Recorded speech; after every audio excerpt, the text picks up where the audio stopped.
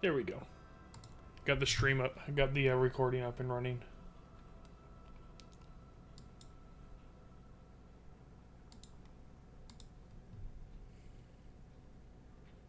Death to stupid people! I'm sorry, I'm still alive here.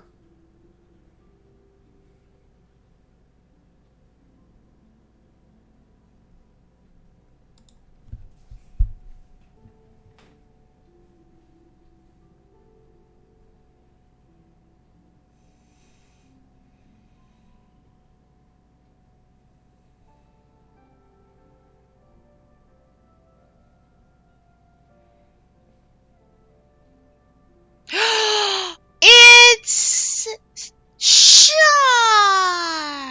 I can't play. I'm still waiting for the truck driver to get here, but I figured I could listen in. Well, it is going to be recorded so you don't miss out on anything in case you drop out. Alright. Switching back. It's fine. It's just a minor inconvenience. Oh,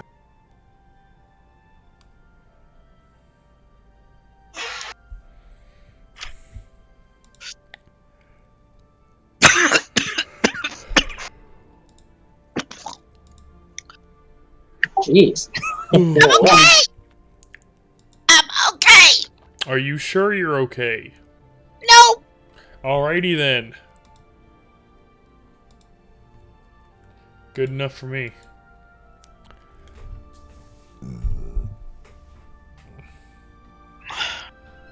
Sorry, I gotta get a table.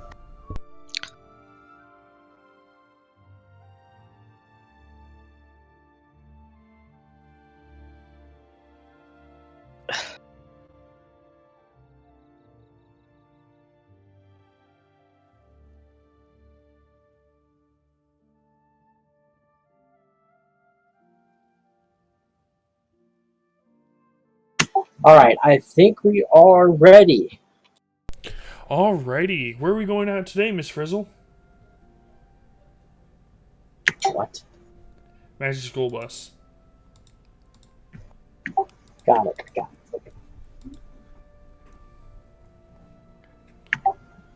Alright, so, last time, On Dragon Ball Z. we started by having everyone get themselves introduced. You met the town noble, Mason, and you met a co-explorer, Jesse.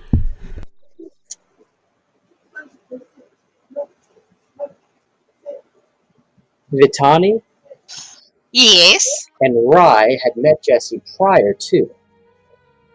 We've been here for a week or so, and had done what study you could into this strange plague before the day that everyone got assembled. Gex made a power move by taking the chair of the noble. We had a short discussion about what was going on, and Jesse had let you know that the 4 mercenaries that he had traveled with didn't make it out of the cabin. You started your journey north after a brief conversation with the local merchant. I should say northwest. And encountered some orcs who strangely did not maul a bunch of humans, but rather rendered them unconscious. After a display of uncanny charisma and thanks to a little bit of luck, we were able to buy off the orcs, and they took their leave. The shipment was set back on its way, Gex very kindly offering the tall fucks, as he would put it, his mule to carry the wagon. Peacefully resolving the situation, you all received inspiration. Continued your travels northward after traveling somewhat west to find the road. You came across the cave where Vitani blessed all of you with dim sight, is what I'm going to call it. You're now all in the cavern, having dispatched a legion of what seems to be plant-risen undead. And just as we were about to call it a night, a giant spider fired a web into a bunch of coins laying on the ground and perhaps some other objects, where 3 zombies then charged forward. We are going to start at the account of initiative for tonight's session. Shouldn't we have 2 more people roll? Cough, cough. Yes, we should.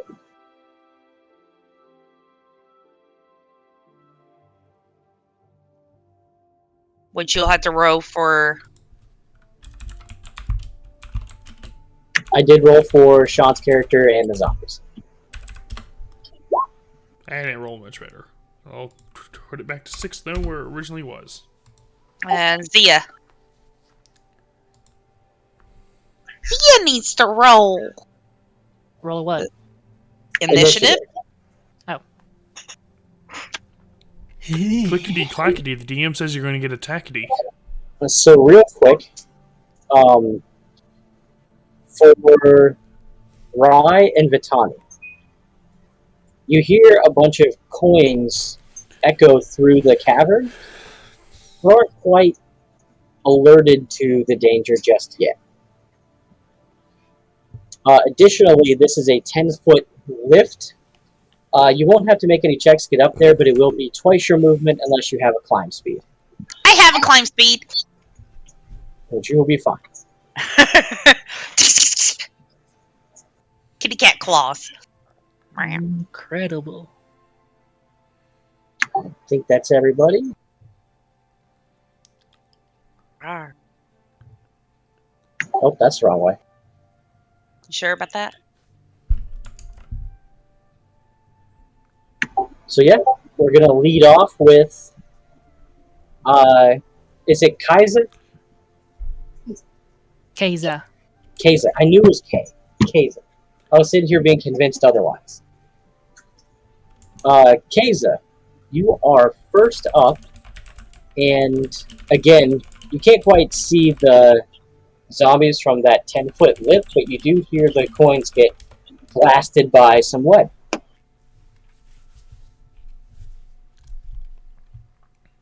Can get here.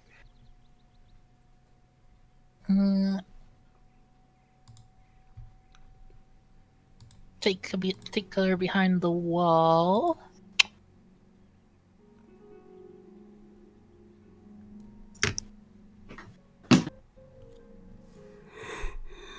Oh, bye. You've got to put it on loop.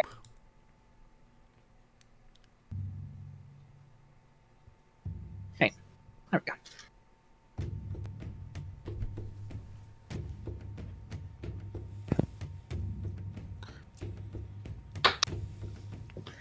Adjust the sound for your own settings. Freaking 21 on stealth. You are currently, yeah, I'd say you have half cover here, so yeah, you could hide from them. If that was the case, I would have just gone here. I don't know. It's like hard to like. Yeah, it's fine. You can be there if you'd like.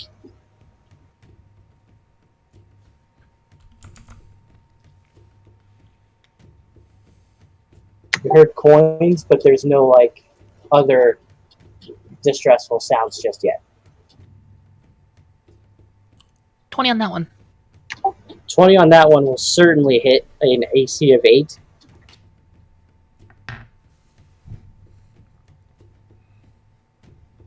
It's You are hidden, so you do get the sneak attack.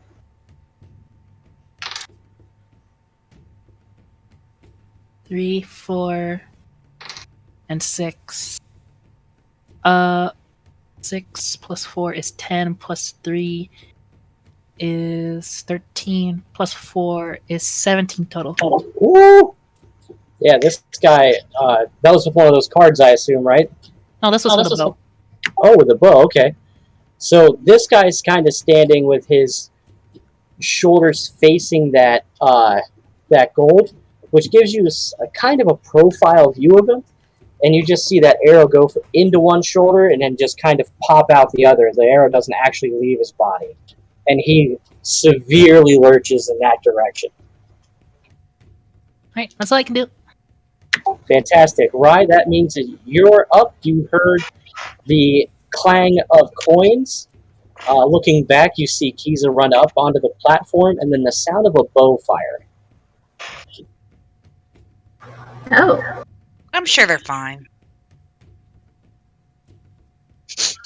We are not fine! I'm sure they're fine. Are you sure? I heard twang. I mean, we can check if you want. I get it. We check. We come back here and get some of that flowers. Yeah, that works.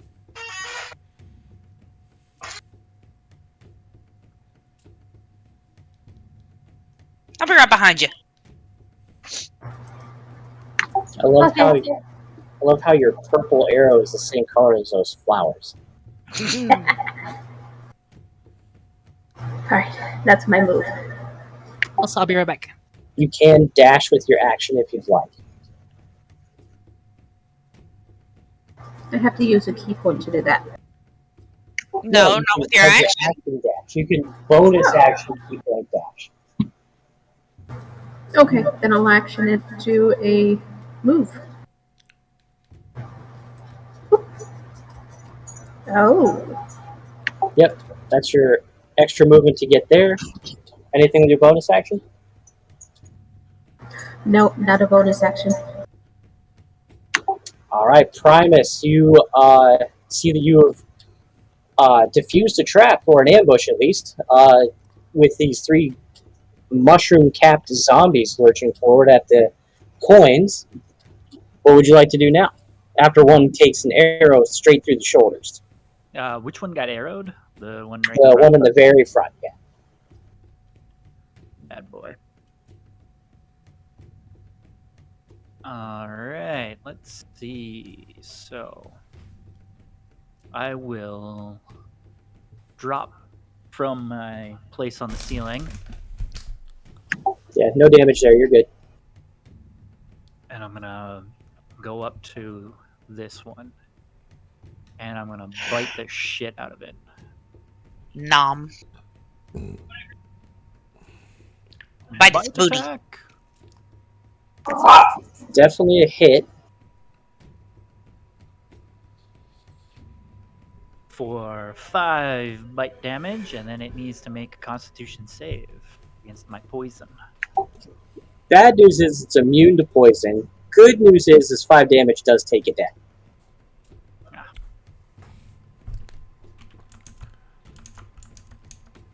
Excellent.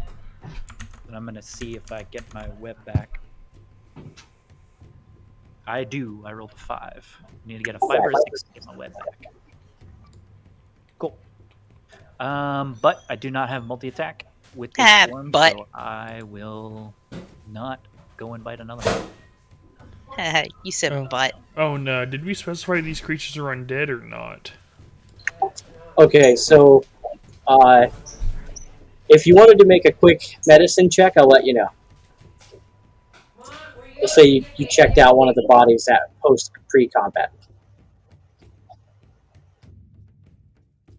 Post-previous combat, that's what I meant to say.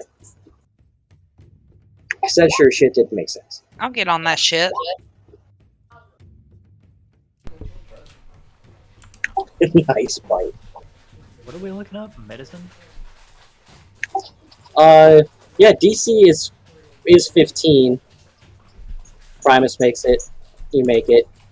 We'll say that was a group kind of conversation. Zerthos, you'll still get included on the info. These are not technically undead. They are animated plants.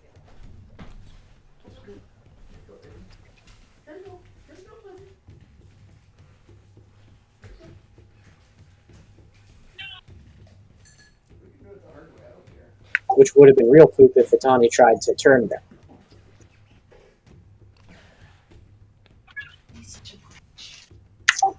Alright, Primus, is that you? Yeah, I move forward, or I drop from the ceiling, move forward, bite it, kill it, and then I move back, Move back. to where I dropped down. Gotcha. Gex's character comes up. I sure do. Given your height, it's going to be difficult for you to climb the face since it's pretty solid. Okay, let me use a javelin, like one of those pole bolters, and use my acrobatics. How about that? I will go for that. You want me to roll? I'll roll that for you. Yeah, if you want to roll it for me, yeah. Acrobatics. And I'll sacrifice a javelin to get up there. I'll say it's not coming. Oh! Oops. So with a natural 1, Oh no! you go I ahead. used my inspiration. Okay, so you did. I did. It is set to roll with advantage. So instead of an 8, you'll get an 18. All right, and sweet. easily clear the thing, and I won't take any extra movement from you. All right. So are they grouped together? What's going on? Explain it to me. I can't see. I know, I got you. So from your current position, you can't see one of them, but you can get a straight line of sight on the other, the more southern zombie. They are about 40 feet away, and you have another 15 feet of movement. Okay, I'll take out my short bow. All right. And am I not blind? You just have that dim sight that you got All right. from. All right, I'll go for every tall fuck's weakness, the knees. It's okay. Sounds like All a right. called shot. Going to be a disadvantage. Proficient. 2 plus. Where's your dex? 5 is set plus 7 to hit. Okay, so Oh, does he not have? it's not on here. Is that my D&D, my roll 20 or my D&D Beyond? No, none of your weapons are here. No. I can roll it. I got the app. I can roll it and just tell you. I got it. It's Alright. a 12, which will definitely hit, and it's a short bow, right? Yeah.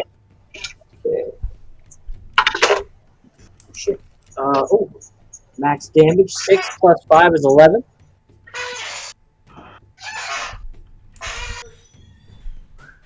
And that arrow flies forward just under the giant spider's legs. And instead of hitting its kneecap, you catch one of its ankles, and it lurches down onto a knee. We'll say technically that guy is prone until it's his turn. All right. I pass on my knowledge about the knees, the ankles being a weakness. Alright, so which one is prone? Thank you. Weirdly, it's not giving me any of the thingies. If you just take the thing, scroll down a bit, there should be one like that. If you're at the edge of the map, you have to move the token over, then scroll down. No, it's just blank white. Okay.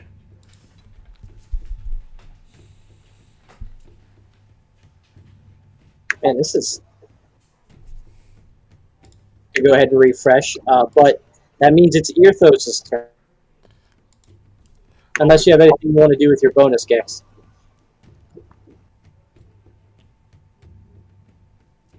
No, I'm good. Yeah, I'm good. I'm not going to use all my abilities when don't have my voice modifier.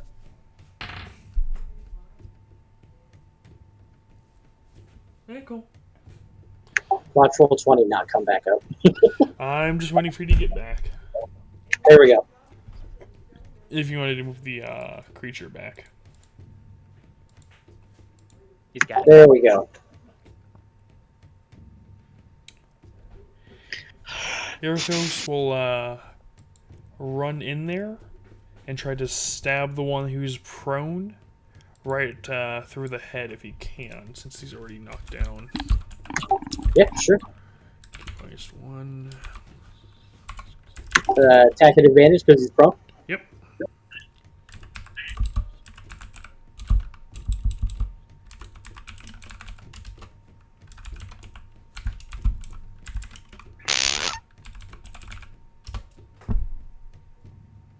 I'm pretty sure 25 hits.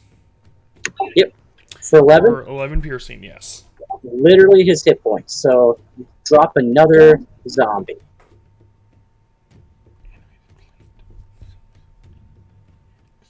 Alright, and that's all I can do. These ones are a little bit stronger than the sneaky ones from earlier. Well, at Yes, least I'm able to hit. They are a little more hardy. And then that brings us to Vitani. I mean, all I can do is move here. Arriving just in time to see one last zombie in here.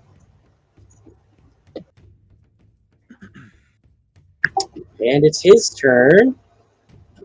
And I think he might just be slow enough to get to Primus. Me.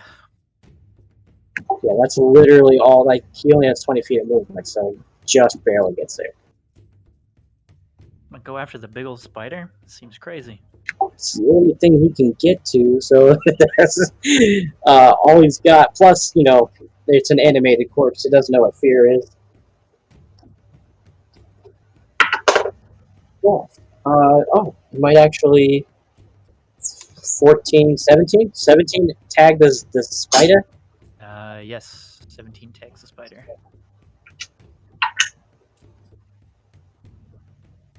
Oh man, all 3 points of damage. Oh, grievously wounding me. I know. And that is. Does it have anything else it can do? Oh, that was an action? No. Okay, that's all it gets. Bringing us back to the rogues. Rogue's turn? I believe it's Keiza's rogue. Keiza, you're up. Hmm.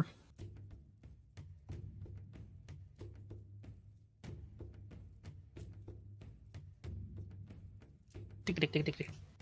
All right, guys, I gotta go. The guy's here. All right. Thanks for Take care, Gex. dialing in. If we're still on, feel free to hop in. All right, I will. Bye. I forget, since they're flanking. This is flanking, yes, so you'll get advantage. Sorry, this is a flank-free world. We don't believe in that tactic. Oh. I don't know why I rolled it on the thing. I was using my dice. But there you go. It works. Yeah, hits him for 11 piercing damage, and the rapier kind of, as it thrusts forward, there's a slight bend, and it slashes a little bit to a side, adding all that sneak attack damage against its vertebrae. That's me. All right, which brings us to the monk, Rye. Okay, so I am going to come up here. And I am going to use unarmed strike against Grizzly. All right, first hit is really successful. You kind of take a cue from the purple kobold, clock it right in its knee, and it kind of falters down. So it's more eye level with you now. Okay. Aye.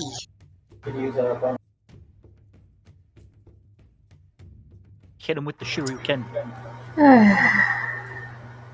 And then I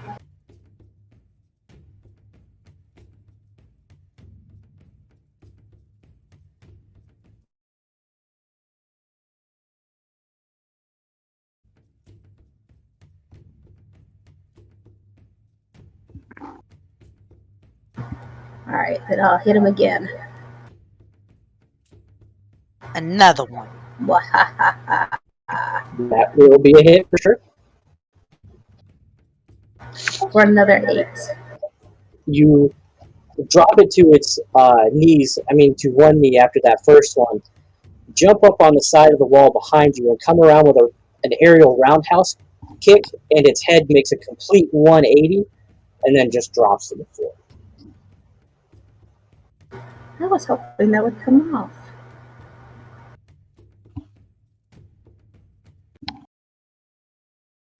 All right. We have successfully dispatched another zombie. Okay, so we have a plant to take part. Right. There's also a shit ton of gold on the floor. Well, not gold, but a whole shit ton of coins. Okay. Well, someone can gather it up. Me and Batani were looking at the plant. We need to harvest some.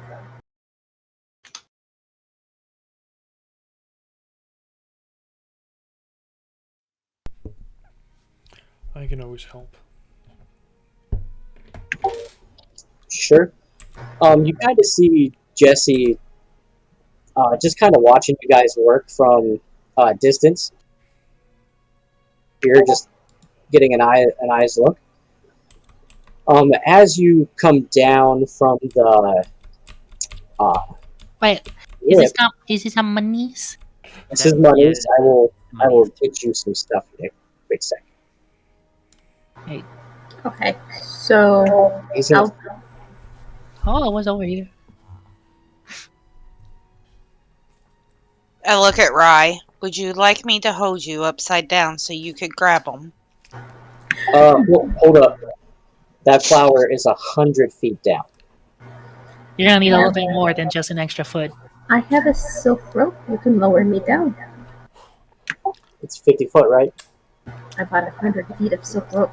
All right. I'll see you can get down there. Cool. Maybe our primers could go down. We could hold our breaths longer.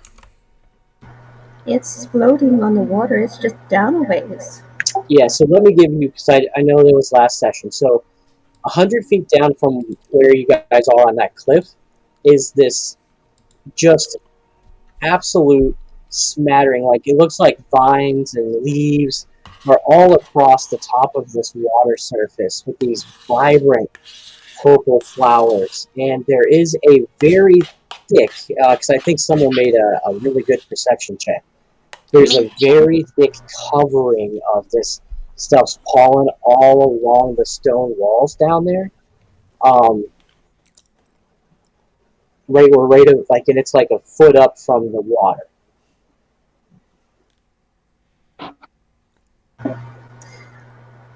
Okay, so here I'll take out the silk rope and hand one end to Batani, and I'll wrap the other end around my waist. And I'll take out my new knife, and I'll take out a glass jar. Lower me down. I'm going to spider climb down alongside her. Oh, right, that lasts like a full hour, right? Yeah, 2 I hours? get it for an hour. Okay. Next level, I'll have Maybe be 2 able to hours. transform for 2. Yeah. All right, so yeah, Rye and Primus, you guys are kind of going down at the same rate, just keeping with each other. No real trouble, right? About 20 feet from the flower, though, you start to feel a little bit of congestion. Like the air is just getting thick. The spider's having less trouble because it doesn't have quite as the necessary breathing capacity as a normal creature. I'll hold my breath. Holding your breath, you continue on down. As you get there, I'm going to say it doesn't take like a full minute. You have your breath for, I don't remember what the rule is, but it's definitely a minute at least. Your eyes are starting to water a little bit just because of how thick it is down there. You can tell if you were breathing, this would probably be much worse. When you do get down there, I will note that you do see these dogs going crazy. You do see these little buds, and you actually watch as one kind of opens up, and a very thick kind of like puff, just a very small, localized puff kind of comes out of one. And you see a lot of it mostly transfers down under the water and continues down the waterway. And the rest of it just kind of lingers in the air until it either meets the wall or just sits in the air. Okay, so I'm going to just take the jar and I'm going to put it down over the bud so that it's inside the jar. I'm going to use my ulu knife to slice through it so I'm not actually touching it, and to seal off the top of the jar. And then I'm going to look up and I'm going to nod and then turn a thumb up and point upward. Okay, so easy enough to do.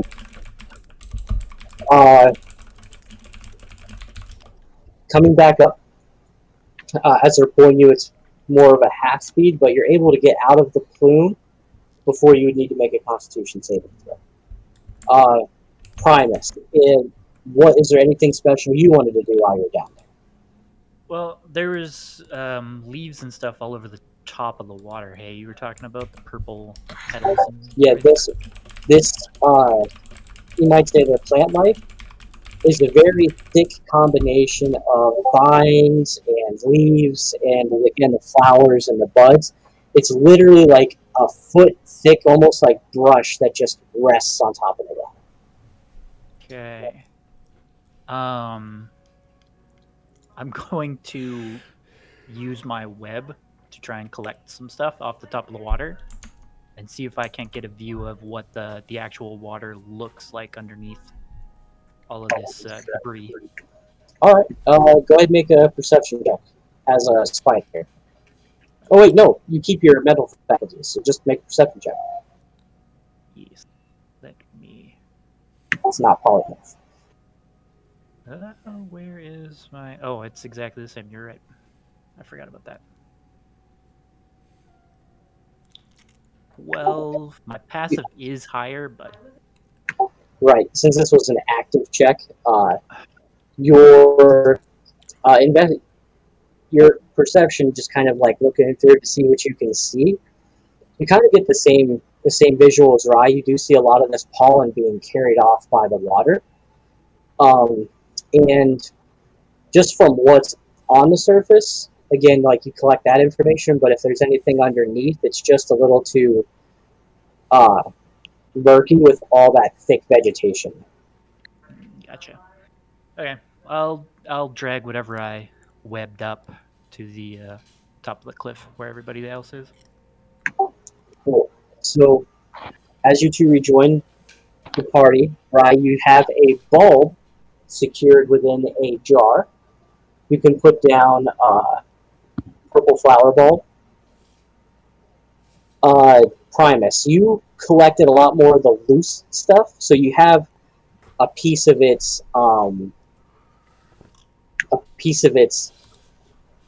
vine on there, some of the petals from the flowers, and just like a little smattering of some greenery, whether it be leaves or whatever else might be down there. The web does have a varied context, but it doesn't have one of the bulbs on it. Those seem to be pretty securely attached.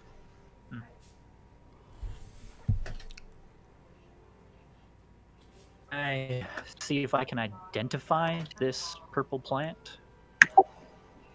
Yeah. As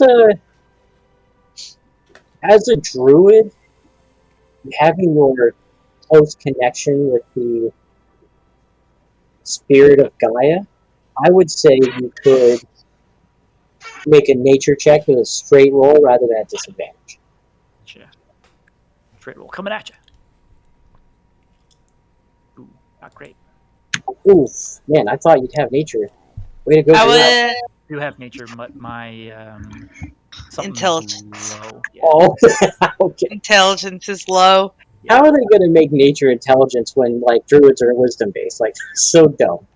It's kind of weird, but Okay. All right. So, with your roll, you definitely know that this is foreign. It's not anything that you come across. Usually, you have flowers that come from like just a stem and outward branchings.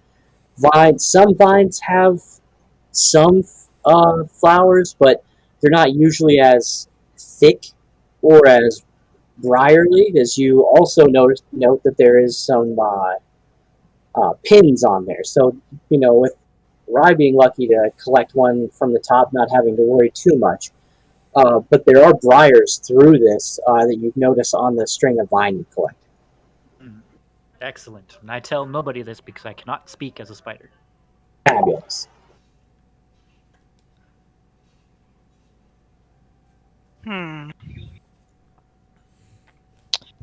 I guess I could point out the spines on the vines with two of my appendages. You know what? Can you make since you were down there, can you make just a straight wisdom roll for me? Wisdom, sure. Yeah, it was a DC 11, so you just cleared it.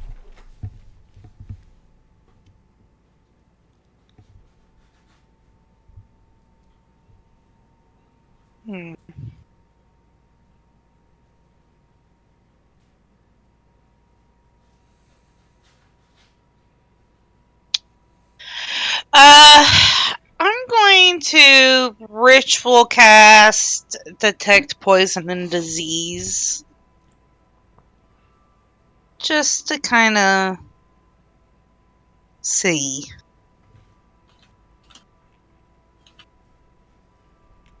So, 10 minutes later.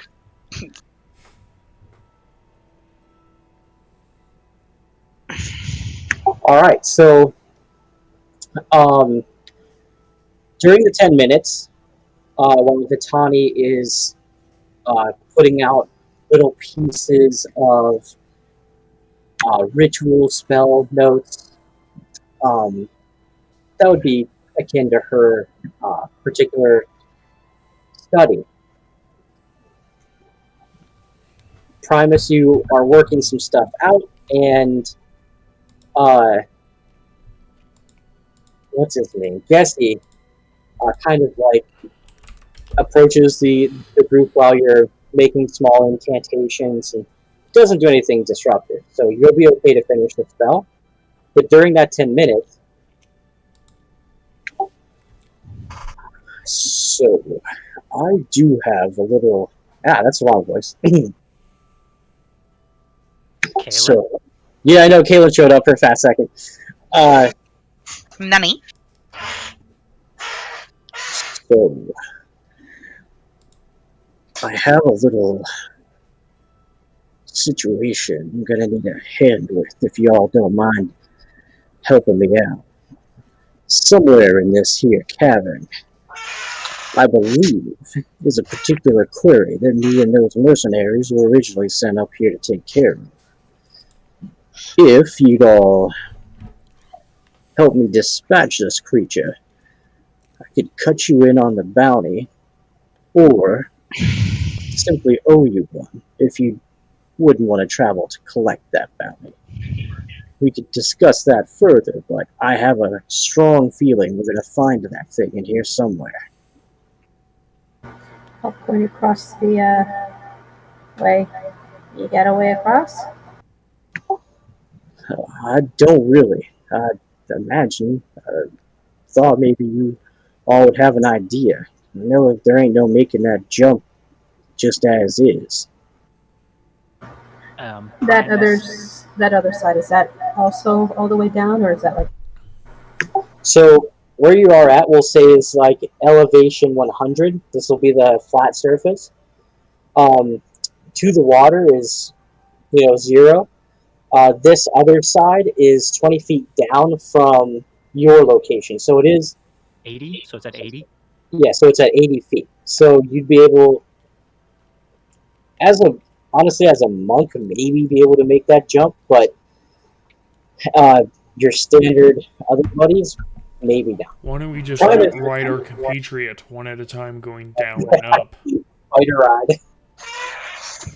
ride. Primus is gonna point at the rope, and then point back at himself, and then point to the ledge at 80 feet, kind of indicating that I can take the rope and attach it on the other side using my web, and we could essentially zip line down. You're pretty wise, Ryan. I think you could just pick that up. I speak sign, so it's close enough. True. I'll hand over one end of the silk rope. I'll take it in my jaws because I think that's going to be the easiest way for me to bring that down. And then I'll crawl across the wall and go down to said ledge and web the rope there so that it's secured. Okay. Yeah, I'll say if you blast it a few times, you should be able to make it strong enough to. And I can hang on to it too, just to really make sure. That's true. Yep. So with you holding on to the rope plus some webbing on the side, you all have a decent way across. You can securely tie that rope to like a piece of the ledge on your side. I'll secure the end. So you now have a way across, at least. Okay, you guys, one by one. Yeah, I mean- I'll go first. Why not? I'm still doing detect poison and disease this whole time. So that's okay. It takes a little bit for this all to transpire. Small conversation and then some gestures and fixing. Just as soon as they get that secured, we'll say you complete that spell. All right. Let me take a look here. For duration, such poisons, poisonous creatures, and diseases for 30 feet. You also identify kind of poisonous creatures you please. Alright, so where your magic didn't work outside of here, other than just a faint detection of a disease, the bulb pings much harder, and you can kind of tell it's a hybrid disease that relies on nature, but was, I would say, at its source is magical. It relies on nature to keep it persisting. Okay. I look down at the water, at the flowers. Do they kind of glow with poison? Well, it's only 30 feet, so... Well, okay, I look at the flower that we have! Right, so with the cut of string, some of the petals on the web, they do faintly glow, similar to the bulb, but the bulb is much more powerful. Okay. I quickly explain that to everybody.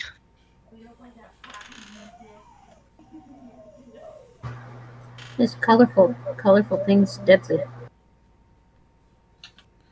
Is Yes. there a trace in the nature? Pollen goes into the water. Don't know Now- where the water goes. What are we doing?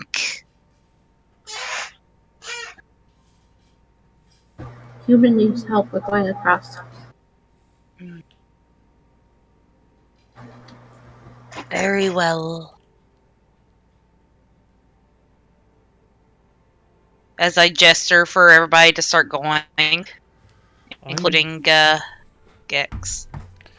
Oh, it'd be more than sufficient to hold Gex.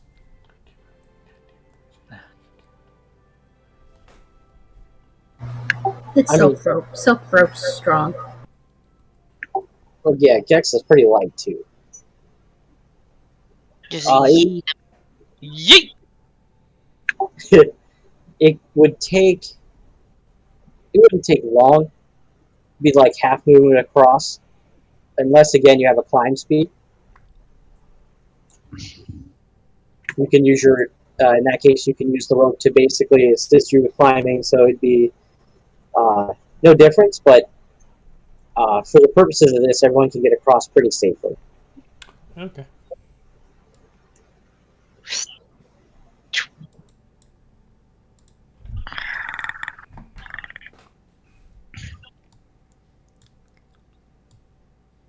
Throw Okay, Zia over that- here. Because I don't know if Zia's back from getting noms. No, I never went to get noms. Oh. But do we? We're going over there. Yep. Yeah, they We're secured going a down a zip rope. line. They secured a rope to go across. Yeah. Alright, so I will untie the rope. And then I will back up. And then I will make a running leap and say, catch!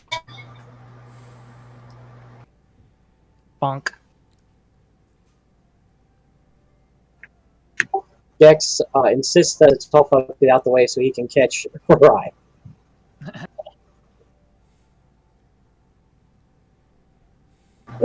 So I make it? Can't they catch me? It's more like, movies. You come in hot and he catches you, but you both actually kind of tumble a little bit. I weigh 40 pounds. He weighs like 35. Croak. So I'd say you'd probably be able to land a little more gracefully, but he absolutely gets bowled over. Okay.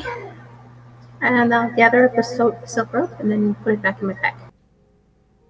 Now I have to do a little area reveal.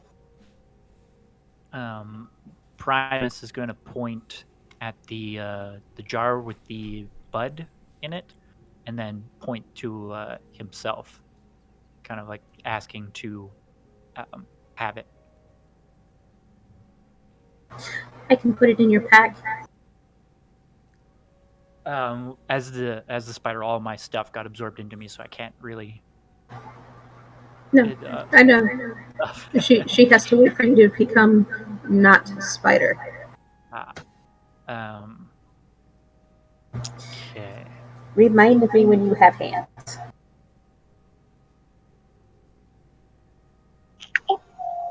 He will All right. not. Vitani. This ledge is only 5 feet up. It's going to be pretty easy to get up here. Given obviously your height, you can see just over the ledge, as can most other people. It's pretty clear. There's no signs of danger up there.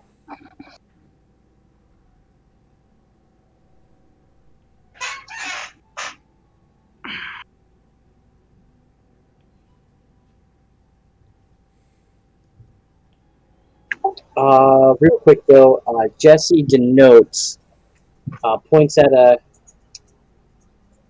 Primus. Your passive is 16. Yes, it is.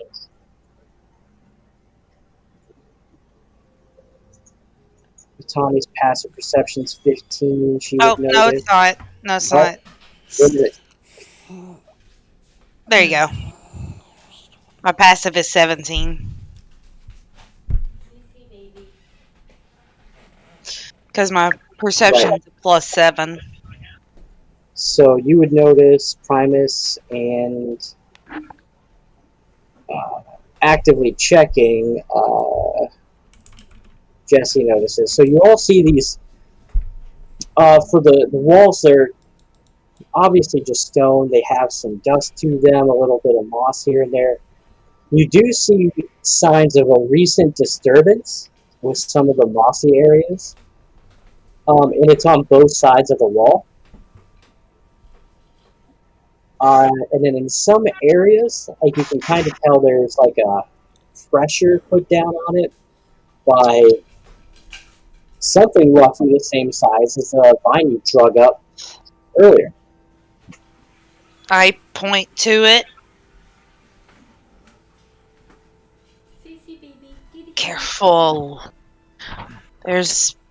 There's been things that come through here. Yeah. Looks like that bastard's in here after all. How high is this? Just 5 feet. Oh. Whoop. Yep, easy enough. I'm gonna get up onto the ceiling and crawl across the top. Vitani is going to offer her hand to help up others. Or, Sure. well, claw. The two shorties will take I'll it. take the claw. I'll go right on it. I offer it to the tiefling as well. No, don't want your help. I'm just kidding. Yeah, I take it. And then Jesse. Yep, he'll get right up on the ledge. Primus. You, sir, fucked up. He's on the ceiling. Oh, you didn't quite fuck up. Aha! You're gonna get a little lucky here. So you're 15 feet off the ground, right?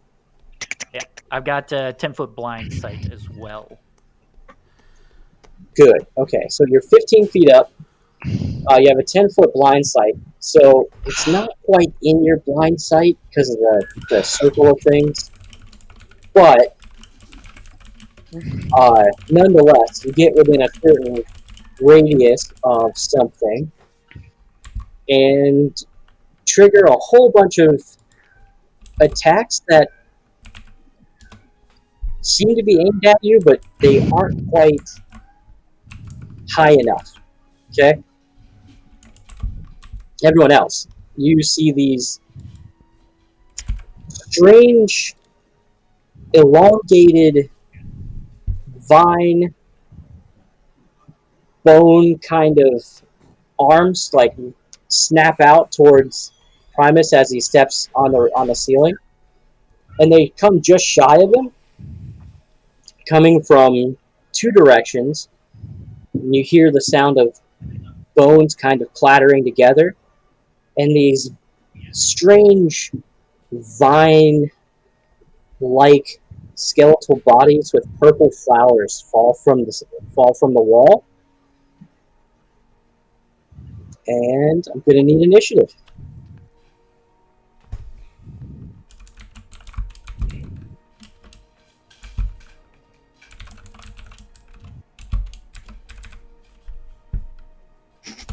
Top of the board.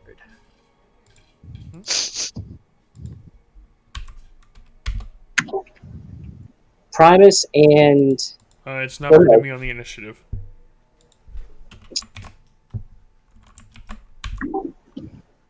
Yeah, I typed everything in. Oh, I forgot the @ sign.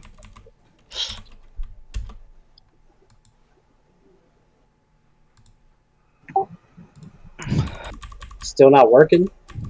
I got it. Just give me a moment. Ah, that's the sign I forgot. Okay. My head's just a bit hurting right now. It's been hurting for the past couple days. There we go. Now change it back to 6. Zombies suck. Oh, really? We gotta roll for Gex real fast.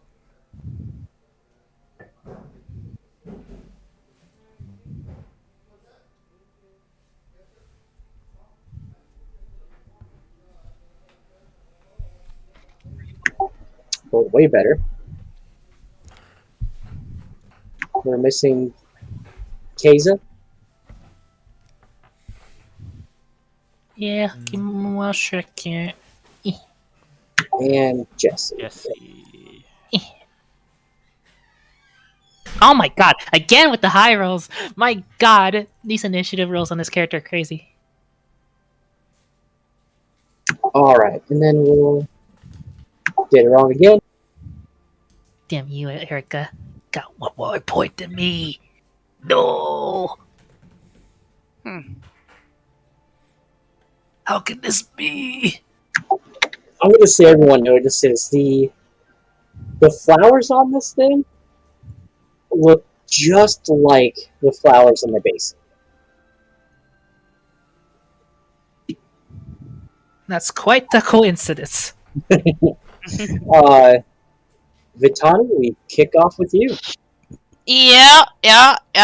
Mm-hmm.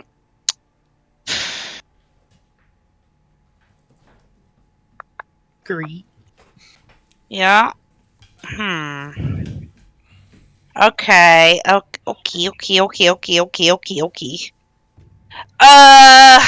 Shit. I'm trying to think here.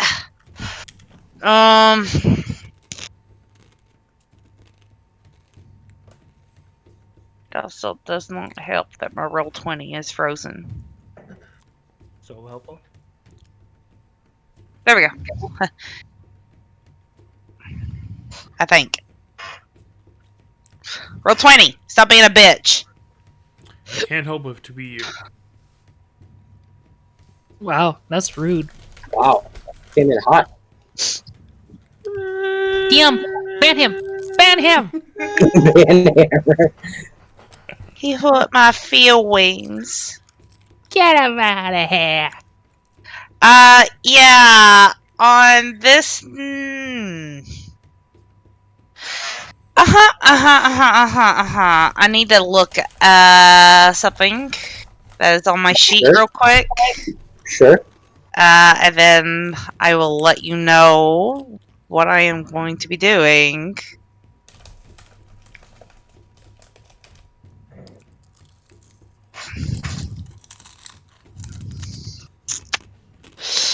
Okay.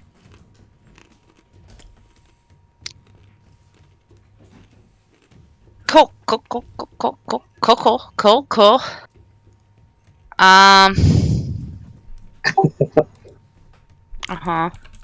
That ain't gonna work. Fuck. Okay, never mind. Shit.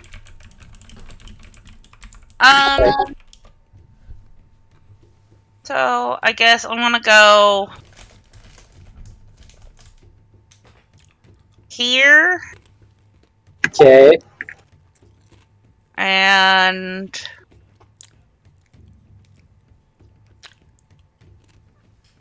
actually creatures in 10 feet. Can't roll initiative to save Alexia. Damn. Just Okay, cursed. never mind. I'm going here and bonus action.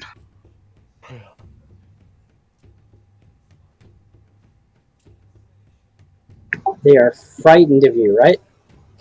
Yep.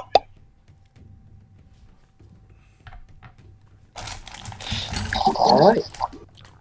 Jeez, They get a wisdom saving throw. They for sure can be frightened. Wisdom save is ass. 4 wisdom saves. Only 3 because Only it's 10 feet of me, Gotcha, okay. So, and yeah, that one is just out of range, but the others are not. what's the DC?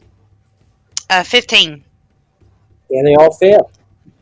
They all Nah. cleared.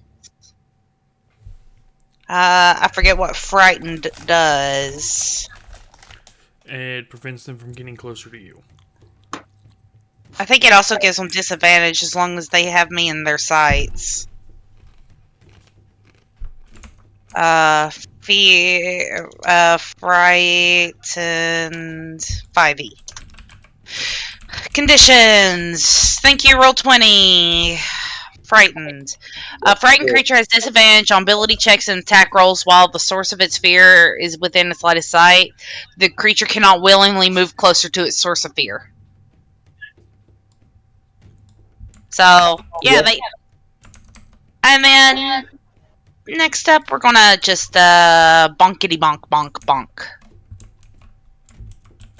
No, we're not. Because I'm sure that's not gonna hit. Nope, they're still I mean, they're based off zombies, so their AC of 8 is pretty low. Okay, I bonk that one. Alright, so you come around with your staff and, like, catch it into its ribs. Mm-hmm. The bones of these things give a hell of a lot easier than the previous zombies, and this thing looks like it gets fucked up by 6 points of damage. That's my turn.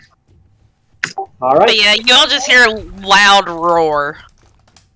Keza, you see this thing has squishy bones.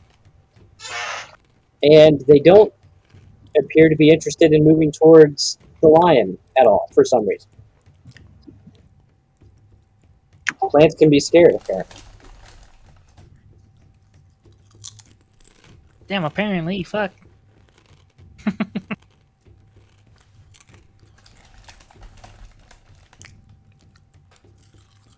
Let's see. Damn, that disadvantage is really good.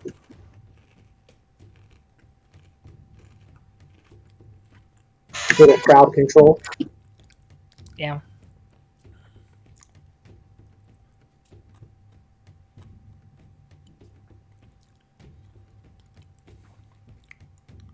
Primus is big enough. Could I stealth behind him? I'm on the ceiling. Oh, so- so you're on the ceiling, you little spider fuck. I was about to say that. Oh, I am a lizard folk. You could technically hide behind me. Yeah, but you're crouched all the time. Yeah. Yeah, it's not going to be. Hmm. I don't think Yeah. you could hide, but you could still get that sneak off on the guy that's up by what's her name, by Matani. By Batani, yeah. I guess I could try for that. Hmm. Damn, my one weakness, open spaces.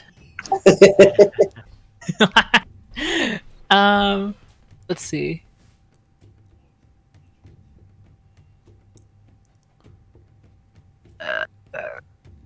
All my attacks are the same modifier, sure, why not? Let's go for the guy that's next to Vitani. I'll use a card.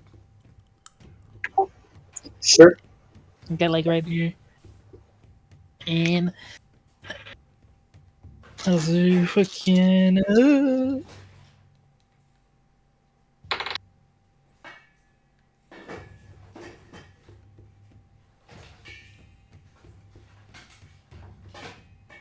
does a modified 20 hit? For sure.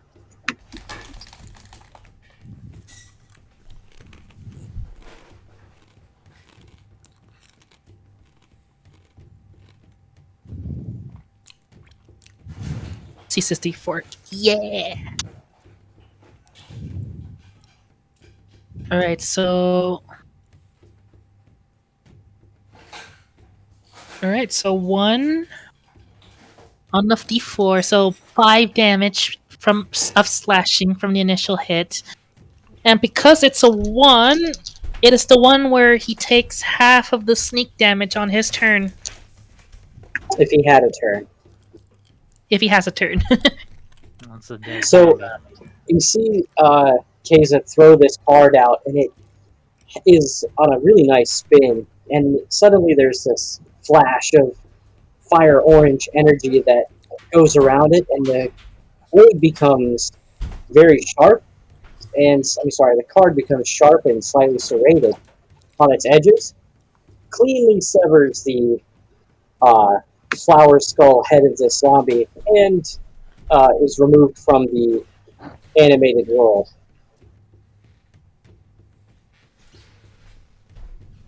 Anything else you'd like to do? I can do. So actually, I will go behind Mr. Crouch over there. Sure. So you guys have fun. I might be still squish. Just a little bit. It might be just low level zombies, but they can still fuck me up. So we'll have our character run right up to this guy. Yeah, I'm sure he would say something witty, but I just can't embody the strength of this character's charisma. I gotta go strangle my child. I'll be right back. That'll certainly hit 8. So he has Rapier's D8, yes? What? A Rapier does D8 damage, yes? It's One either a D8, D8 yes. or a D6. I can't remember. It's a D8. I use a rapier. 5, 7, 11 points of damage. Ops that guy. That's 2 down. He moved nuts. That's all his movement. I think. 5, 10, 15, 20, 25. That's it.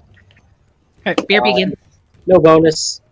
And that is Gex's turn as he just simply pierces right up into the skull of that thing and takes its head right off and kind of whips his rapier back, and the skull shatters against the stone wall behind it.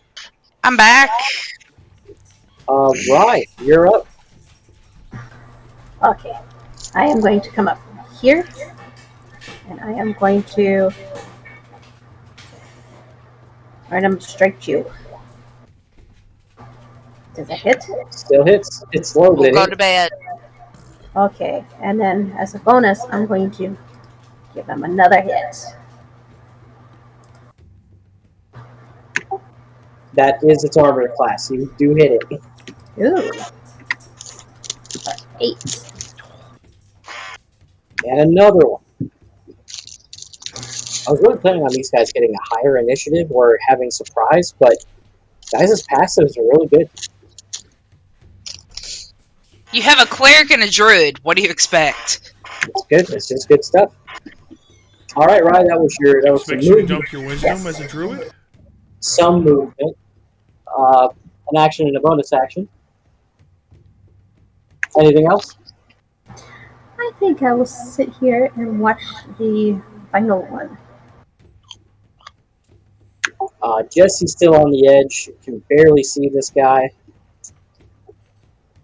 I'm going to say he steps around everybody right there, 20 feet. And instead of pulling out one of his firearms for this, he simply grips a single hatchet and throws it. Yeehaw, Throws it where? cowboy. Oh. Oh.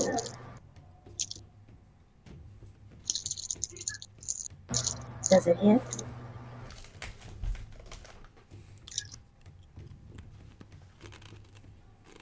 I'm just trying to figure out why the attack is so low on this hand axe. Yeah, why is this? Oh, because of the sharpshooter. Which he hasn't done yet. Okay, so that is a 12 to hit. I don't get this. Why is it? Oh, you rolled a 1, -1. That's. I never thought of that as a mechanic. You guys see this hand axe get kind of flimsily tossed, and it hits the zombie, but it doesn't really seem to do anything to it. And Jesse kind of stands there looking a little embarrassed.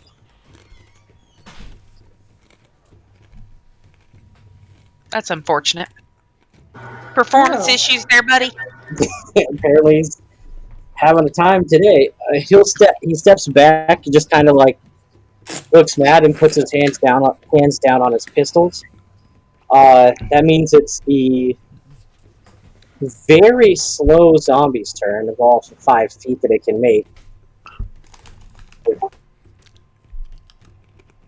Bry is in 10 feet. You're up on the ceiling, so I don't think you'd be in range. So, Rye, you're going to get a ranged Vine Whip attack. I will use a reaction in a key. And see if I can't catch it. It's not a projectile. Damn. So take your whipping. Then I will use patient You defense. can't. It's not a reaction. You can spend a key point to take a dodge action. That's not a reaction. Damn you. Jeez. All right. So this long whip-like arm just kind of like snaps out at you, and it actually connects square in your chest.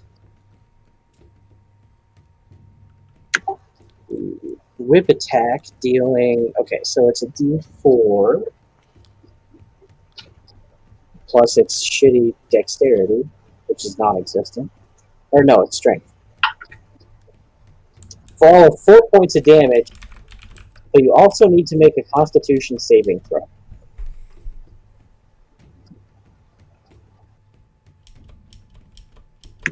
As its hand hits you, a plume of that pollen kind of just surrounds you, but you're able to avoid it, like coming in, like you're holding your breath for a moment.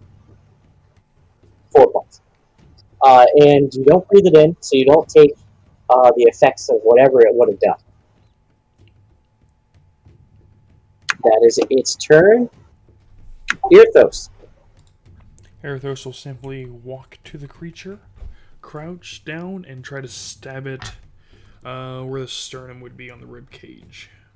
If it still Sure. has one. I mean, it looks like it does.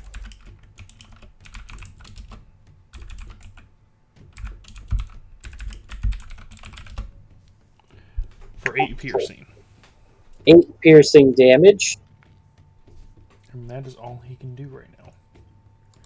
Yeah. Looks like a pretty solid hit. Its sternum, as you pierce in, just folds. And you also catch a piece of its vertebrae, and it is just seeming to be like attached ever so slightly at this point. It looks like the vines are actually kind of what's keeping them together. Primus. I descend from the ceiling and I latch onto this thing. Yeah, that'll do it. I'm like, in classic spider fashion, I'm gonna wrap it up in web and spin it around. Spin it round, right round, baby. Save it for Again. a snack later. Save it for a snack for later. So you've dispatched these strange zombies. And if you look at the wall where they seem to have come from, there does seem to be pieces of vine and some of those bulbs, very small, but don't appear to be of any significant size, so they're probably not as dangerous as what Rye was able to capture earlier. But the vine markings continue forward around that bend.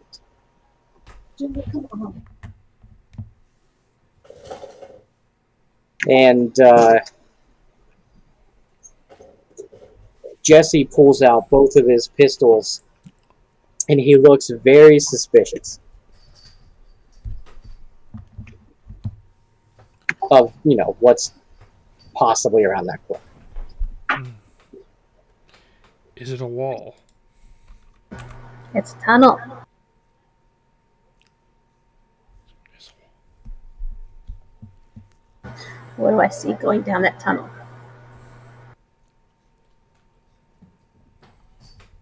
Hold up. That drama, that's how much she ate.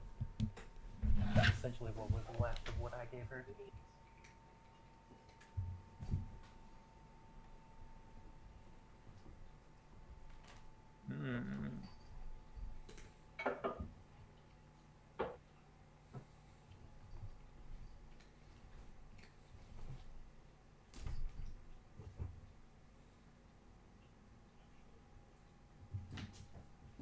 See more continuation of where you're presumably going. Again, but here in this narrow passageway, those vine marks and the disturbance of the moss, it's almost like this wall kind of got cleaned essentially by whatever it was that went through, and the passageway does narrow down to about 10 feet. So it looks like this hole from top to bottom and all around just got car washed. We should go. Be prepared. Can I fit through there as the giant spider, or do I have to revert back to... You can. Spiders I should forgot. get through anything. Forgetting you're big. Yeah.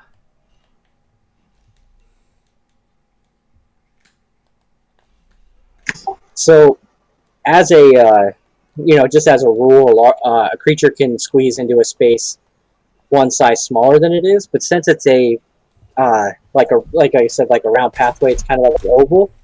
You, as a spider, could vertically easily clear this. So if you were climbing on one of the walls rather than ceiling, it would be quite easy to just Ah, clear it around. excellent. Yeah, that ain't terrifying at all. A giant spider going around and around, going through an oval space. Okay, I see Rye moving up. You see, what's his name? Jesse is following Vitani. Oh. Well, Ah! Correct. I will definitely eat the man. Let me reveal that for you.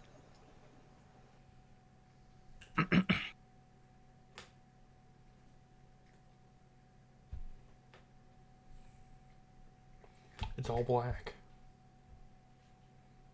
Why is it so black? Is it back in black? I'm back in black. Oh, As you make crap.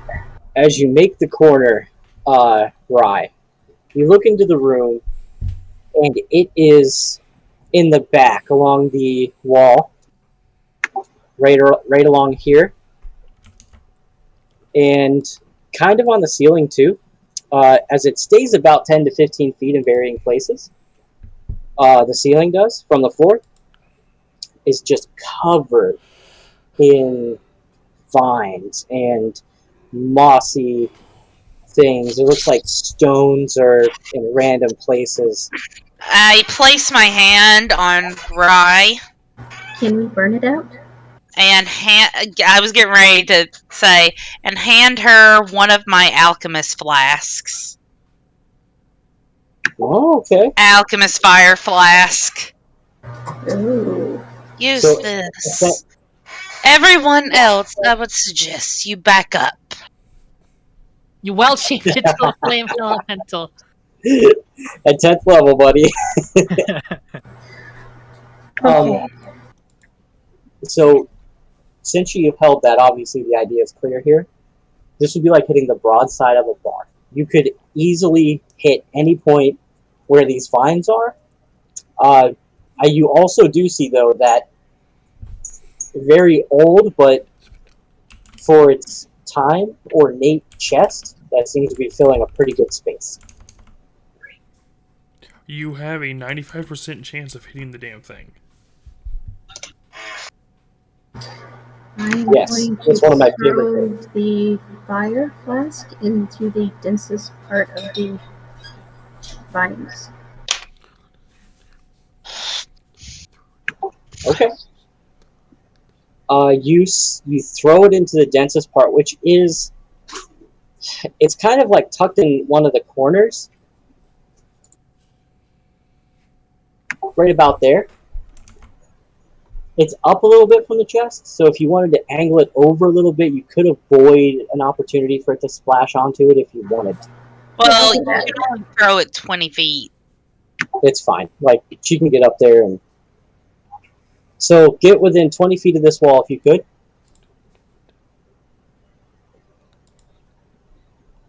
Alright, so 5, 10, 15, 20, good.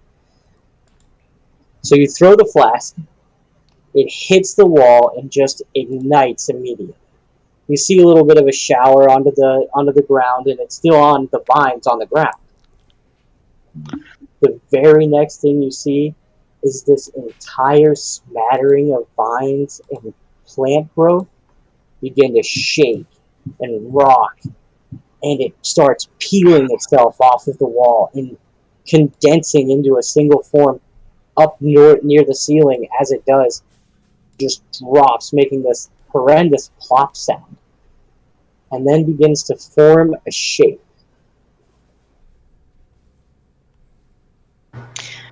But big question, is it on fire? It is technically on fire. So it gets a 1d4 at the beginning, or at the start of each of its turns.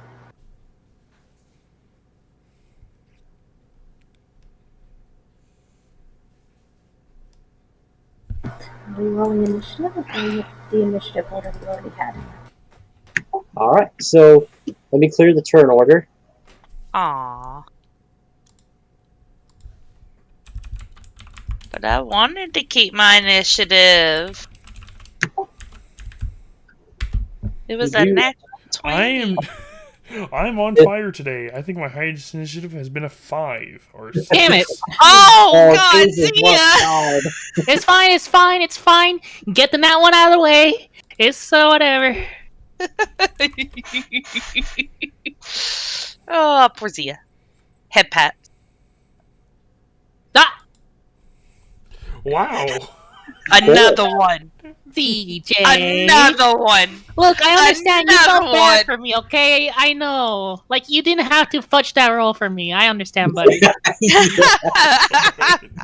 was the wrong creature that got that one there. Should have been the boss. True. This does look like a boss-ass creature. And as, you know, these sounds are kind of echoing out and you hear that plop sound and this massive just gathering of plant matter comes up off the ground, you do see kind of like where you would imagine a plant shoulder would be is burning pretty steadily. Nice. Plant shoulders. My favorite kind of shoulder. Well, it is being cooked, so it'll be well done by the time we kill it. Not really much of a salad person. Yeah, it could be like pork shoulder. Wow, that's weird. As it's burning, it seems like its wet body is resisting the fire. Ah, fuck. Well, I already knew what it was, so I assumed that as much. Well, I know what it was too, but I'm playing in character. Yeah, I know. Believe me, Primus, I was like, the fuck? I just looked at that, I was like, why is it resistant? I thought for sure it'd be vulnerable. Then, like, this monster that you're using is so weird. It heals off of lightning and is resistant to fire. Yes, we know. It's a complete mystery. It's such a weird monster in general. It is fucked. Yeah, but I knew it was resistant to fire, like IRL. But again, I don't metagame this. Made out of seaweed, Primus. Yeah, for sure. It So- kind of is. That actually is funny. Rye, you get the free throw with the fireball. Thing drops from the ceiling, mad as hell, and you're immediately up. Wait, where's its initiative? It rolled a 20, I think. It doesn't get an initiative. No, that was Gex. Oh, was it? Oh, yep. DM forgot to roll its initiative. Thank you. It doesn't need one. We can all just attack it constantly. I am going to go up to it. And I am going Why to did it track? unarmed strike the thing. Rah. Where is Sir CJ at? There he is. And hit.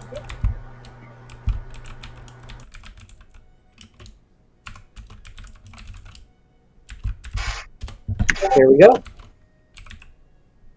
Does it hit? Yes. It does in fact hit for 8 bludgeoning damage. And I will take the second, my bonus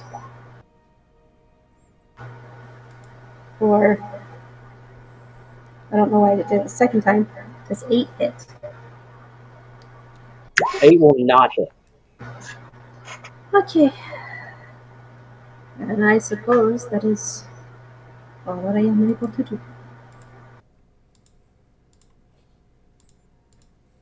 Does that bother you? Yes, it drives me fucking crazy. Every goddamn game.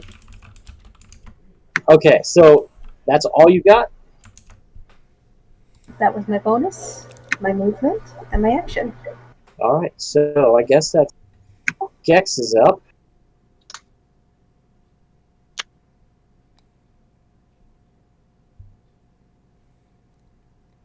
Gex can just get to that square. He's gonna hate it because it's too big. Yeah. That's a It'd be really like- tall. Grr, how dare you be tall? That's a really tall fuck. And he, he pulls out his bow.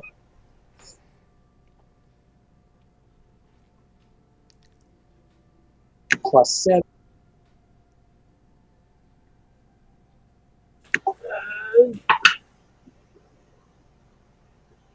An 18 will hit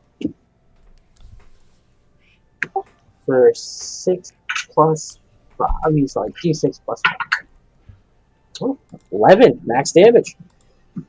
The arrow just sinks directly into this creature, but then just stops.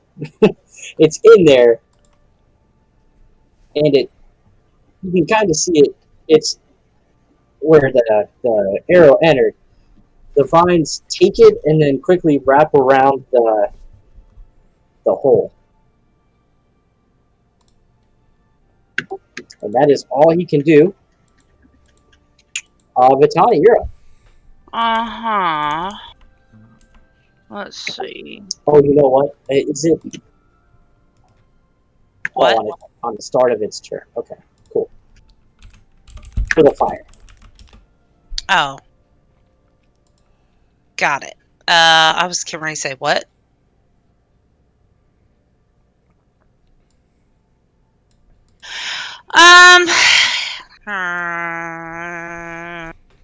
Yeah, what am I going to do here?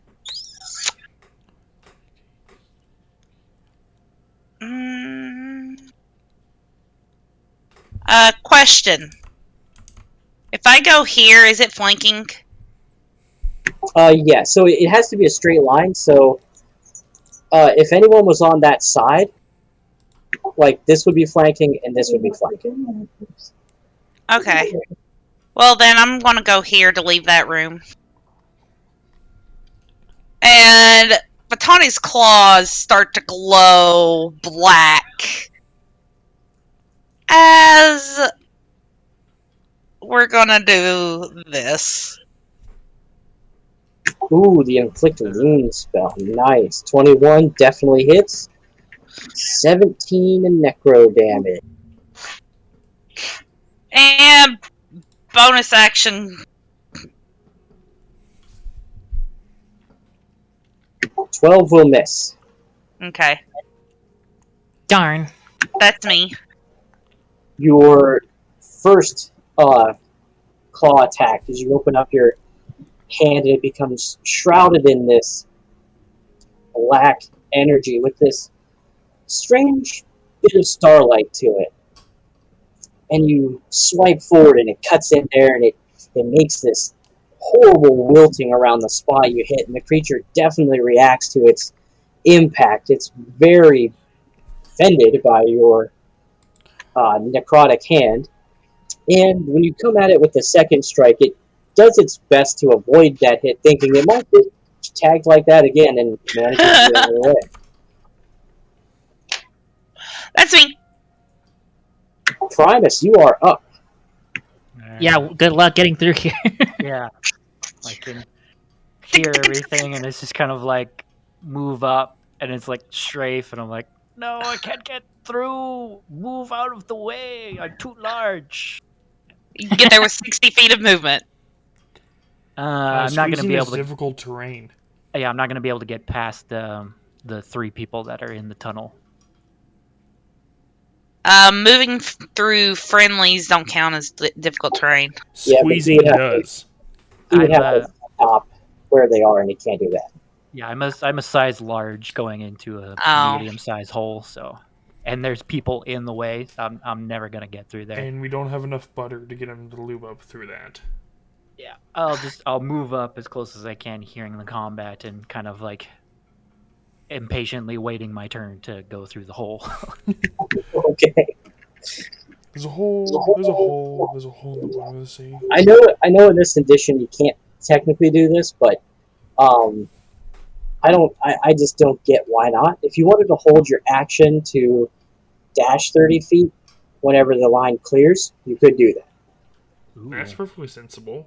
Wait, this edition doesn't allow that? No. Nope. That's Technically, stupid. no, but we're going to house rule that it works like that. This is like a special case. Let's see here. So I think there was my regular 30 feet movement. So I think I can make it here with my... as soon as the path is cleared, I'll go right there. Okay. Yeah, we'll say you can just get outside of that hallway. Yeah. I'll creepily extend my arms around the fucking wall and pull myself out. Cool. All right. The Shambling Mound. Its turn gets 2 attacks. Okay. Then...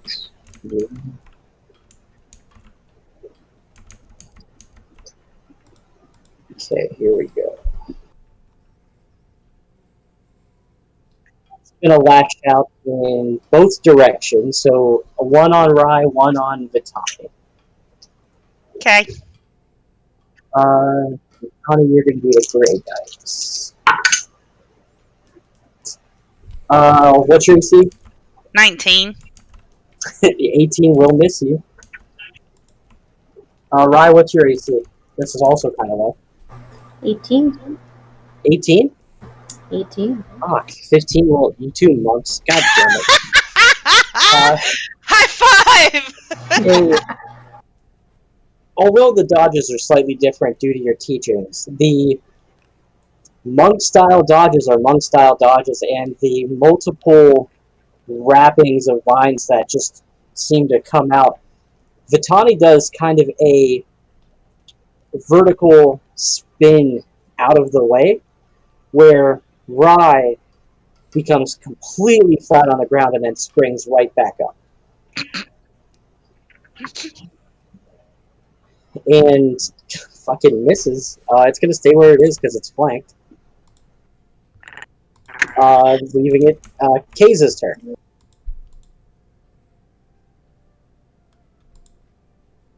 Gee, I wonder what I'm gonna do now that I have a wall to hide behind. Ooh. Ooh. I can also... You're gonna walk in front of it and then try to stealth behind it. Gotta love that freaking, what's it called, expertise and stuff. Love it. 21. You are hidden. And I pop out. Surprise, motherfucker. Card. That's the wall, yeah. Oh, surprise. Okay. All the names.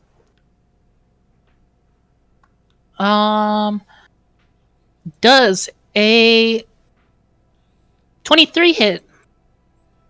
23 will hit.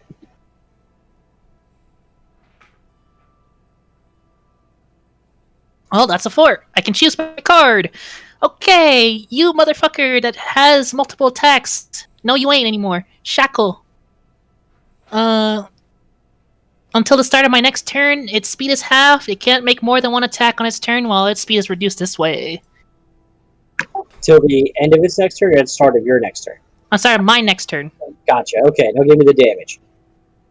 So 4 plus 4 slashing, and then freaking 8 sneak.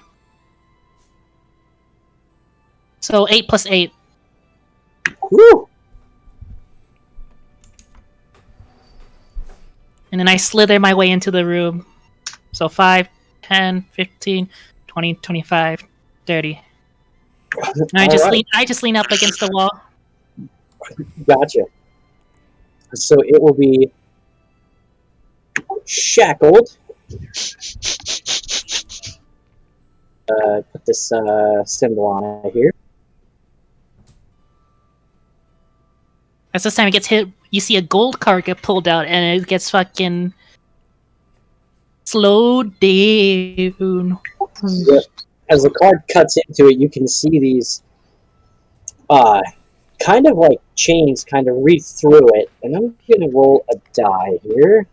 Yeah, so Vitani's on the high side, you're on the low side.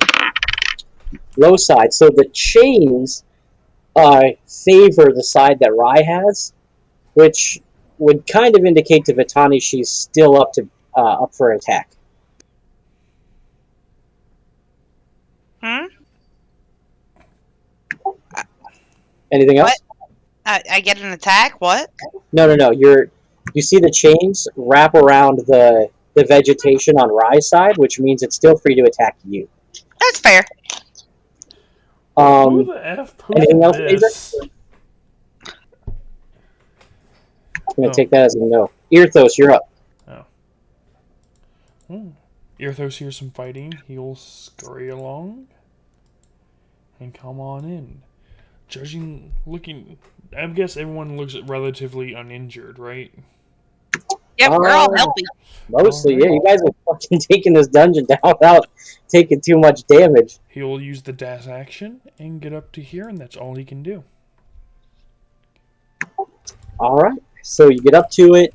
It's flanked. Since you're on the side that isn't shackled, you could get the attack too. So if you're basically on the half that's Rye's side, it's locked down. Surprise, motherfucker. Some Yeah, pie. is that how you're doing it? Because like, it just has like only one attack basically. It's Yeah, but- not saying like who you can't attack is like on that side, you know. Yeah, I mean, I kind of described the chains 50 times, and it was on one side, so yeah, that's how I'm doing it. Yeah, It's just I don't know. It was like your little flavor on it. I was like, It's Yes, there was my flavor. flavor on it. Thank you. flavor woman! hi. Flavor! Ah! Ah! Love you. Sorry, CJ. You're welcome. It's fine. Thank you. Now, Jesse comes dashing into the room, and like as it catches a look at it, he slides to a stop and raises both pistols to it. And as he takes aim, you see in one of his pupils, the eye, the brown, like his brown eyes, one of those, his dominant right eye, flips, like his whole iris moves to it's completely white, and then coming from the other side is a red eye with a white cross eye in it, as he takes an aim shot at his query, which I think gives him the advantage. So there's a grit point down. I'll make it a sharpshooter. First attack.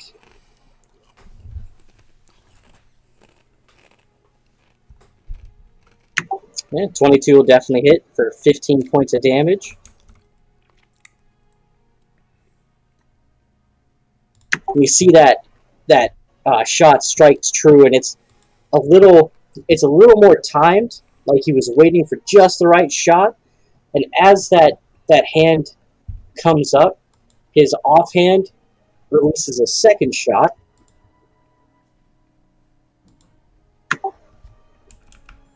We're going to say not sharpshooter. Another 13. Man, that's ass. Rolled a 1 on his first attack, and then his second attack does almost as good as a sharpshooter.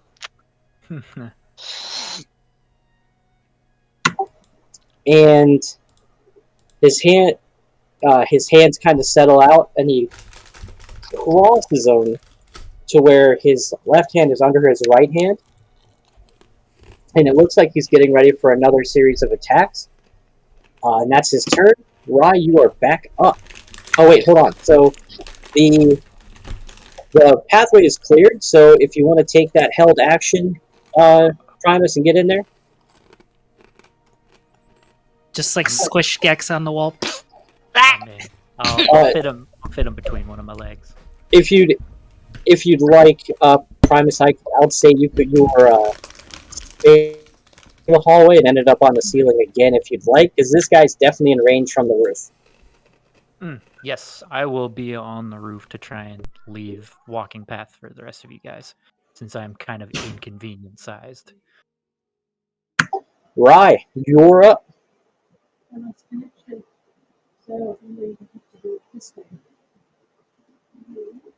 Do it analog. Oh, on the phone. Why are you sitting in the dark? Nothing. You're always sitting in the dark.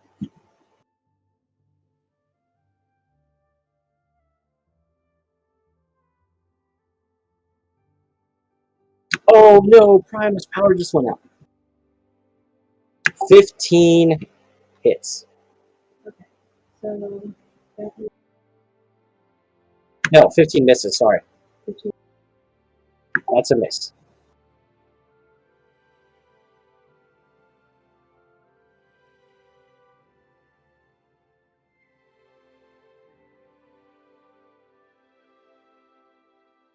Misses again.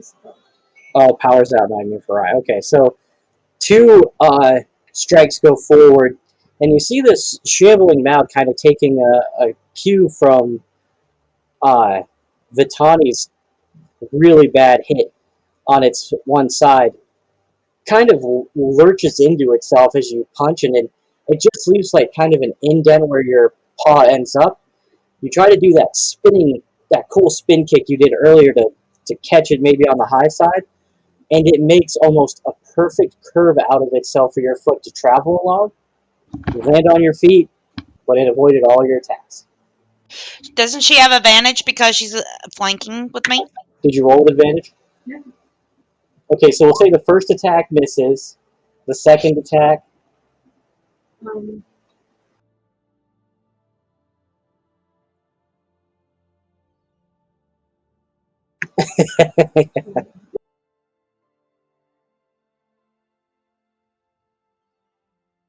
23 connects, so you do get the offhand attack.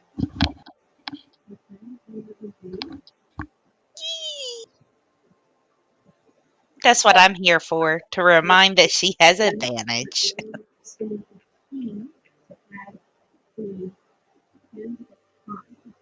So how much for the strike? it was 4 to strike, but Okay. I didn't have time. Yep.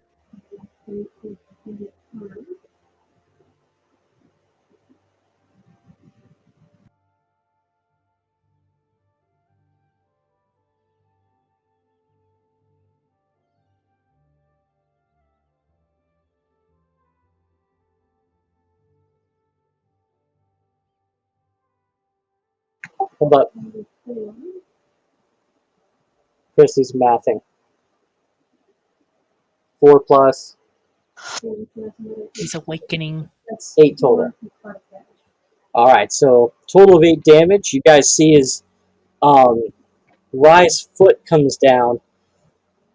A dark green and purplish energy kind of forms on her foot and eventually just fades to that deep purple.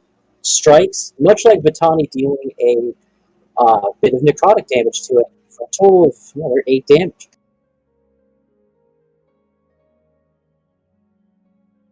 Alright. This thing is starting to look a little worn out. It's not hurting just yet, but you guys have definitely dealt some damage to it. Alright, is that it?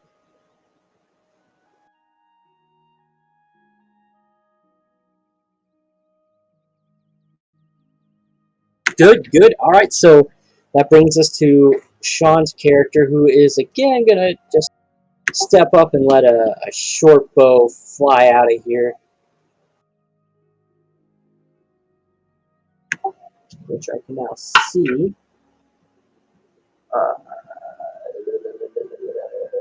15 does not quite get there. Weirdly, this time whenever Gex pulls back the short bow and fires it towards the shambling mound, it actually creates a hole in the center of its mass, and the arrow just goes straight through it and hits the rock behind it.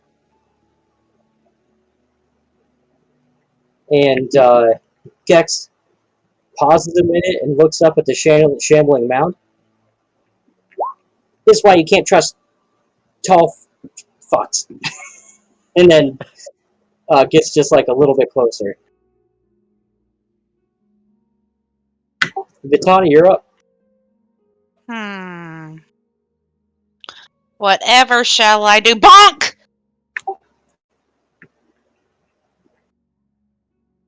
Bonk. And bonk. Good. So combined 13.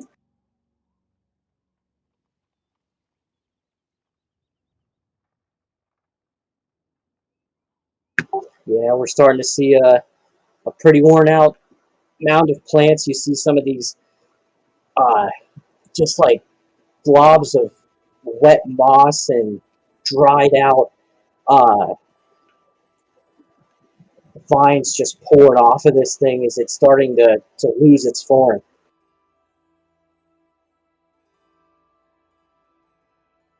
Anything else you got for us? No, I'm good. Primus. All right. I will. Yes, I'll move up here. And I'm gonna bite the thing. Nom. All right, go for it. Fresh salad. Damn, that's a bite. Oh, yeah, buddy. Yeah. I like salad. All right, let me just check. Oh, buddy, you get the poison too. This is so weird. Why would you absorb lightning and not poison? It's so dumb. It's a weird creature. Excellent. Oh man, that really hurt. As your mandible clamped down onto it, you kind of shake from one side to the other from the ceiling violently with your legs pushing you from side to side and rip out a big piece of this thing. And you can see the poison that was released from your glands just seeping into this amount of plants, and it is doing a lot of damage like a pesticide to this thing.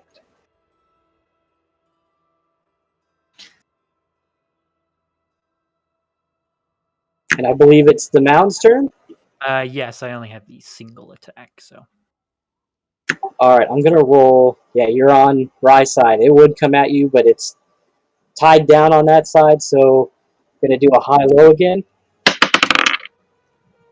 That's a low side. So, our resident our guy, with the red eyes. Man, Irthos. I just could not get that name. Irthos. It's coming for you, my guy. It's not coming for me, the one that bonked it and then. I just rolled for it just to see what it would do. Man, that's an ass roll. 14, does that hit you? Nope, my AC is on my name, 15. 15. Oh, damn. Okay, so as it lashes out again towards you, all of its vines just kind of like go around you. It's almost like watching the newbie on Call of Duty just make a little silhouette of you with an LMG. And as it retracts back, you notice it's really sluggish to like do anything else. Just kind of forcefully staying where it is as it can't really flee. Keza, you are up.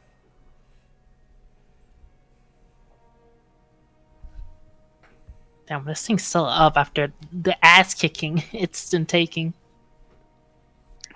Well, it doesn't have an ass, so It's looking pretty goddamn bad right now. It's falling to pieces. it's falling for you. No. Don't you want me, baby? Don't you want me? I don't see that much more trouble coming out of this cave, so yeah, well, I'll use another card. Okay, sure. That leaves me with one. Okay.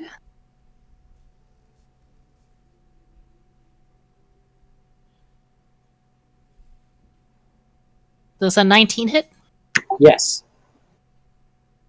Alright, let's see. Hey, the one I haven't gotten yet. The suck card. So heart. So I do 7 damage and then Since I have allies next to it, it'll take 7 sneak. So 14.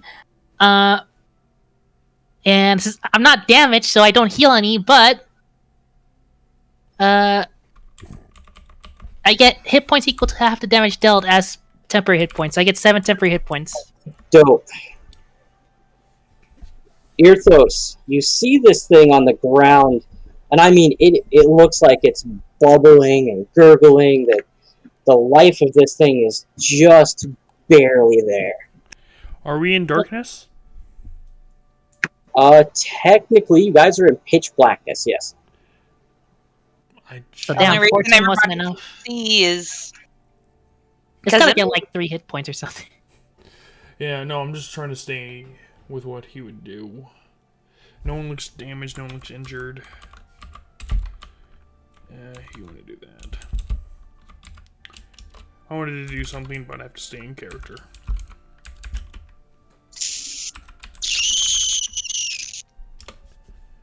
Does a 16 hit? He will come on down and stab this- the oozing mess. Yes, for the first time in this campaign.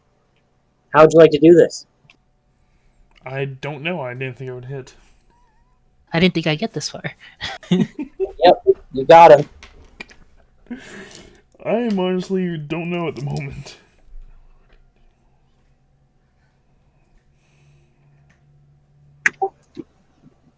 Okay, so whenever your rapier jets into him, it actually bounces off the stonework and it makes kind of this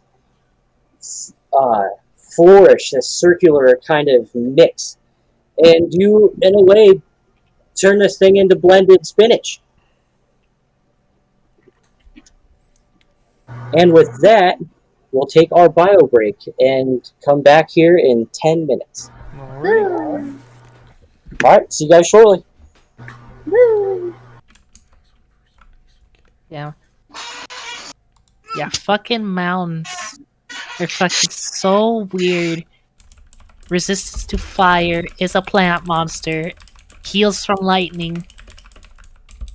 Is a tanky motherfucker.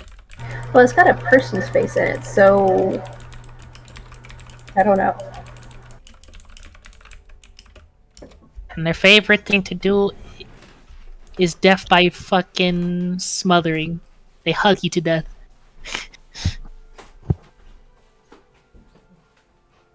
Who's that?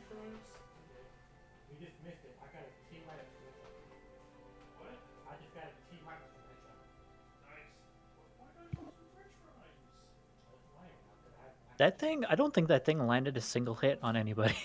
No. Just me. I think only like 2 people got hurt this entire cave. Yeah, I got hit once. And I guess Hey, if I'm not back in time, tell him to keep going. I got hit once. I might take a bit longer. I'm gonna go get some French fries from the restaurant across the street. What? Okay. Sure. Gotcha. A little fresh air would be good.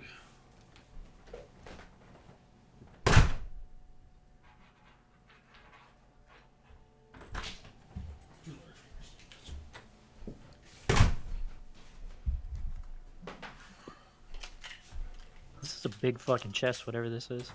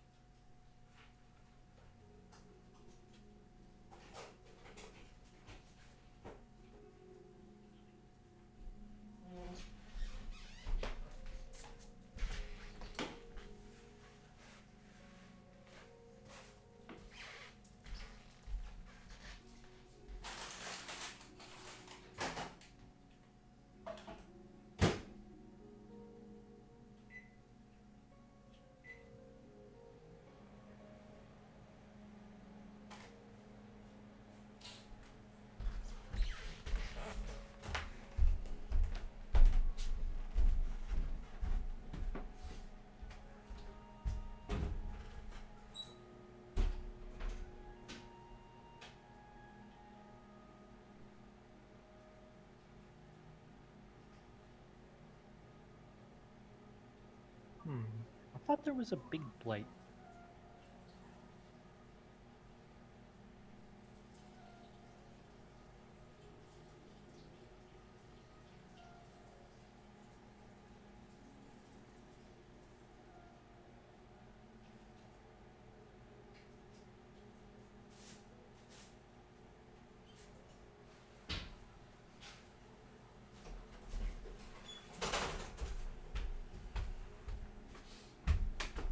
Hey, bro.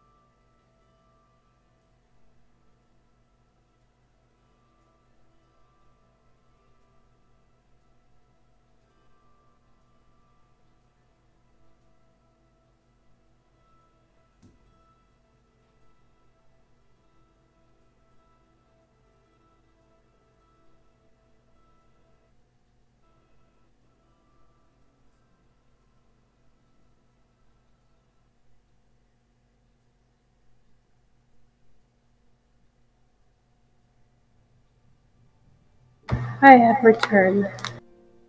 Welcome back. Hey, for real? At the end of that fight, I was like literally in true pain because I had to go to the restroom so bad. I didn't want to say anything because I feel like Zia's that kind of person to be like, how bad you gotta go? Is it really bad? Like, how long do I need to hold this dice right now? Nani?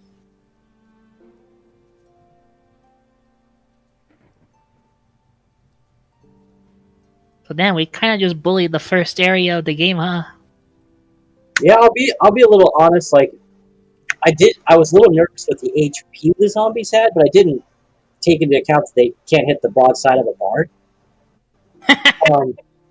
So this boss area, I was expecting it to get a few more hits, but I also didn't necessarily think of the amount of characters that were going to be in the room. So I probably should have had some kind of other environmental something going on. I just figured it was really big and could take some hits. Maybe it did. It definitely tanked a lot more than I was expecting. Yeah, I mean, it had its exact average HP. And you guys were hitting it, it just wasn't for a lot until Vitani slapped the shit out of it with that spell, and then Poison Master, Grand Spider, hit the shit out of it, and that really removed a good, like, that was literally probably 1/5 of its hit points in one shot. Yeah, killing multi-attack and 1-on-7 really Like put that thing at a disadvantage.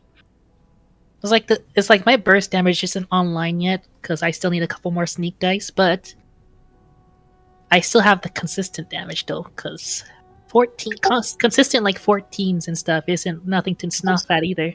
No, not at all.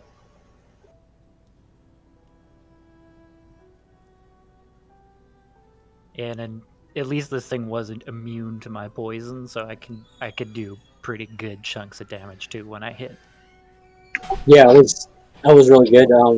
I was expecting to go in there and see like resistance or something, but I was like, oh, no, apparently a tank can get pesticided. No, what it gets is freaking the ability to suck lightning and be like, delicious, and be healed, and then fucking just shrug fire. I told like, y'all you all okay. could continue. No, we're missing more than just you. We just got back pretty much. Oh. Wait, Echo. wait, time out. I was able to take a shower and get ready for bed and back before others? Shrug. Yes. You took a quick shower, I guess. I washed my hair, washed my body, shaved.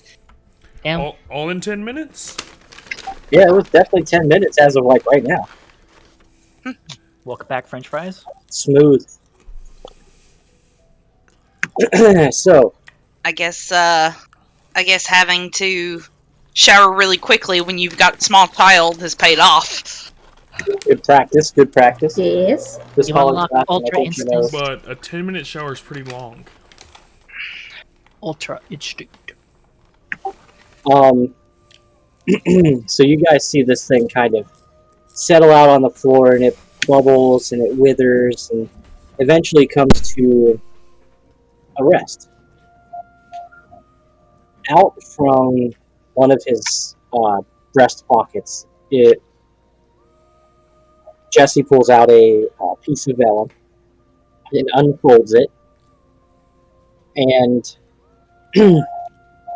places his thumb on a piece of gold leaf that's near the bottom.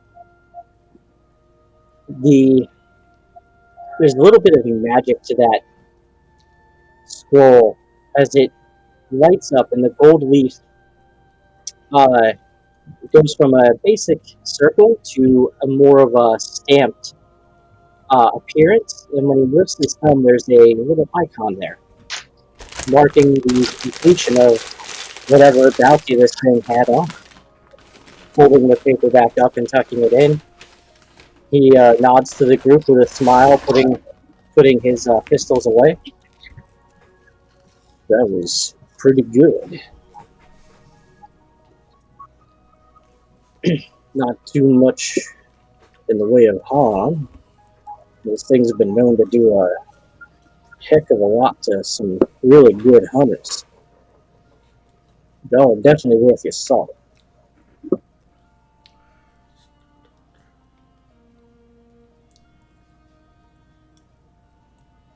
It's gone now.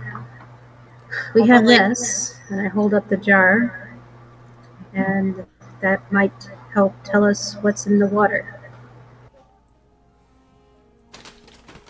Also, what's this again? What's this? It is a big ass chest. I just kindly approach. I study it. Which I don't know if. Let's see.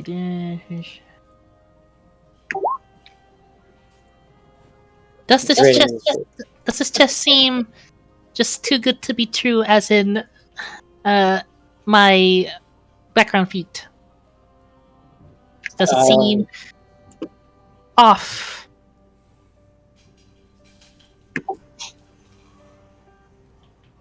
Give me. Well, hold on.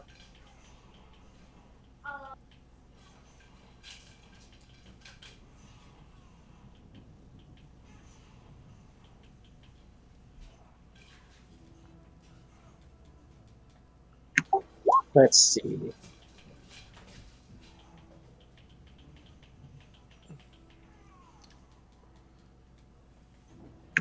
Alright, so looking over the chest, you do see that it's fairly ornate, very well built, and the way that the wood is bonded around there is a really well and really reinforced casing. Checking the locks, there are 3 pretty decent sized padlocks on the front of it. Nothing on the sides. It does have handles on each of its sides, and a pair kind of in the middle-esque. So it looks like, 4 people could effectively carry this chest. It doesn't seem too good to be true. Like, when you're checking the corners, there's not anything out of place. When you're checking the locks, they appear to be just true padlocks. And testing the material, it's solidly built. Seems like a legit chest. Are all of them locked? The Padlocks are all secure. Right. I'll see what I can do. I will roll these tools. Sure. Roll for, we'll call it padlock 1. I'll get ready for it because +9s are bound. Freaking 17 plus 9 is 26. Yep. The first lock, easy enough. You have been around some before. You kind of make a quick, snap of your wrist, and the tools that you have unclick the padlock, and it comes true.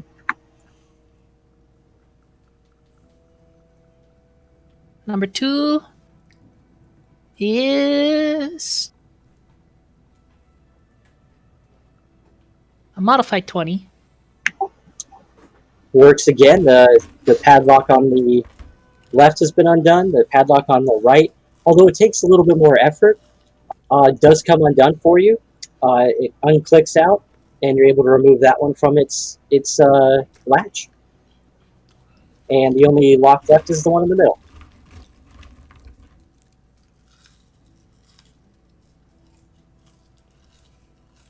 Ooh-wee, 24. 24. It's funny, I didn't want it to be an AC 25, so what I did was set it at 20 and rolled a d4, and got a 4, so the DC for this lock was 24.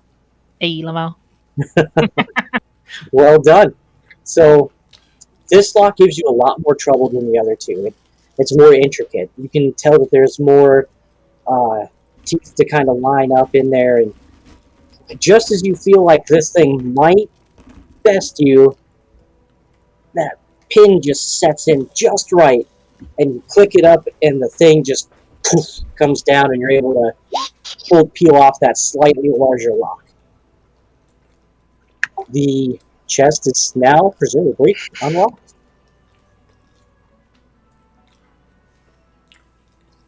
I open it. Opening the chest. Let me pull up my loot.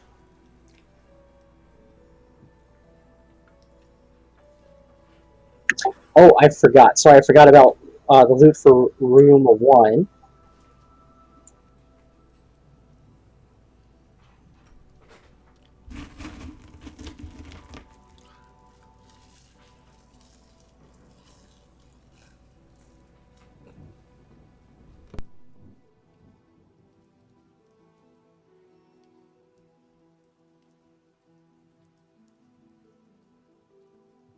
And then what's in the chest.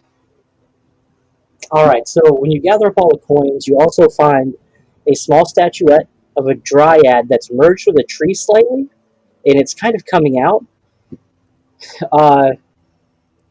the whole imagery is made of this kind of bark substance, including the skin of the dryad, save for its face, which is smooth, but its neck forms into that bark-esque texture. And then the small marble figure of a castle rook. Gex, yes, you did.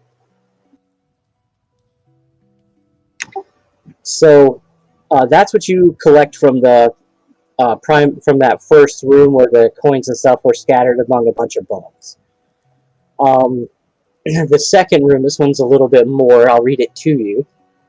There is a big ass sword, two-handed sword, in a very fancy scabbard. The thing looks gorgeous. It's very well crafted.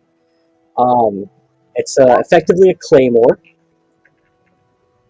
There is, and this is in a, sorry, let me describe the chest. When you open it up, there's a red kind of felt all across this, and there are several impressions for where all of this stuff is, which includes a sword, a gem, a small locked chest, and 3 scroll tubes. I described the sword.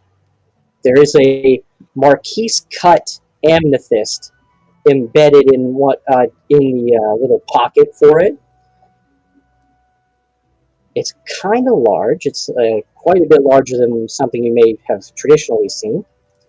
A small chest also sits in a depression.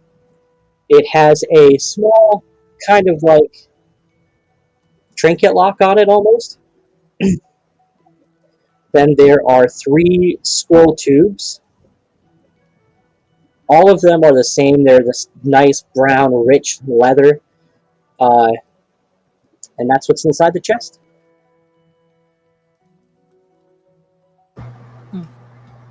Interesting. Please help yourselves. I have no need for any of this. Well, I can divvy up the coin for you if somebody wants to take care of the items. That would be nice. I'll be excluding myself from the party, as I've got myself a completed bounty here, which is worth a significant sum. Thank you.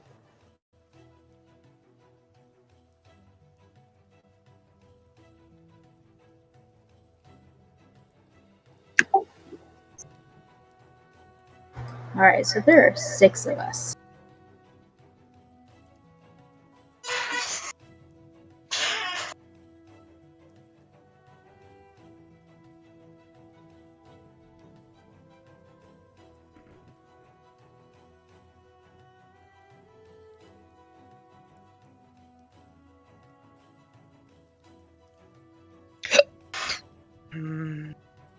Alright, I'm going to leave the...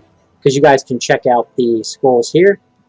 Alright, there is how the coin splits 6 ways.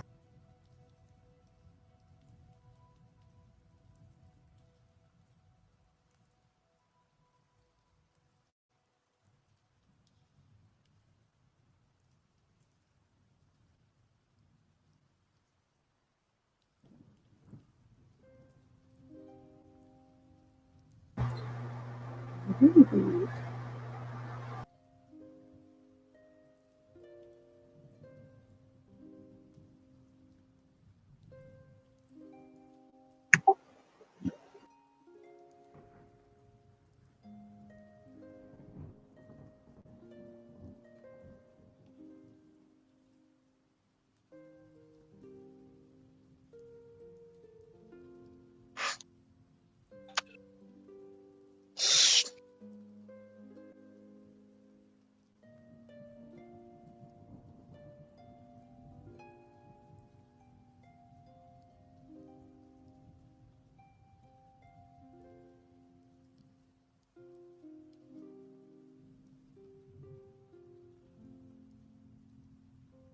So did you say that was already split? So the gold came out to 25 gold each, 42 silver each, and 142 copper each. And then leftover is 2 gold, 2 silver, 2 copper. Okay, so 25 gold. How much silver? 25 gold, 42 silver, 142 copper. Okay.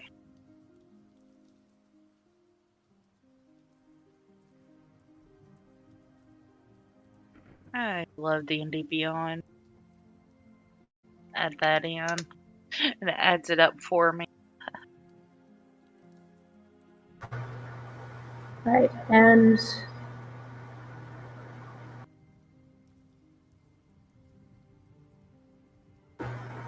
Irithos killed the thing, so why doesn't he take the leftovers? The 2 copper, silver, gold.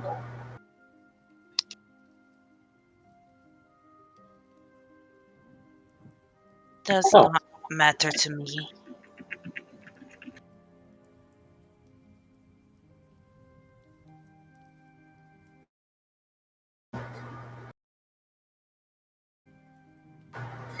I have no need of it.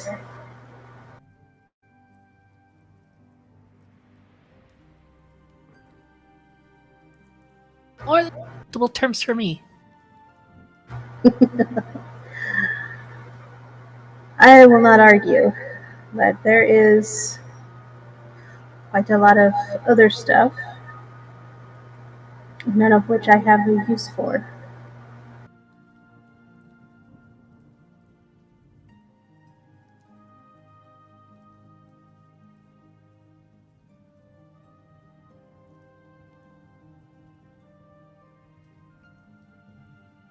Fiends. Why would it be protection from friends? What kind of jackass scroll would that be? God, I don't want to hang out with my friends today, so I'm just gonna... I know. Hey, one of your friends got hypnotized. Protection from him, please. You know, I feel like that is also an echo item.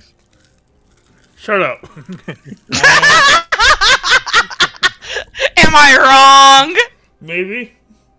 Also, when you say 142p, you don't mean platinum, do you? What? P? What? Oh, I meant to put a C there, my bad. Yeah, how was it supposed to say 142 plat? What? No, if you scroll up, you'll see the currency calculator on the right-hand side. It has a group split. I think I put P for pennies, my bad. Yeah, I see that now. Okay, so, yeah. So then... Statue of a Dryad. I don't think anyone's gonna use that. Freaking small lava figure of a castle rook.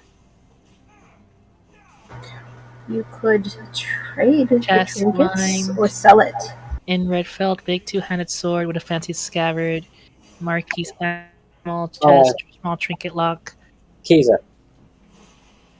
Roll tubes, rich leather. Yeah. There isn't necessarily an appraisal skill here, but since you're a rogue and given some past stuff, you could appraise objects of value using an investigation check. Oh, I'm good at those. Don't worry. Oh shit! Where'd my dice go? Dropped it.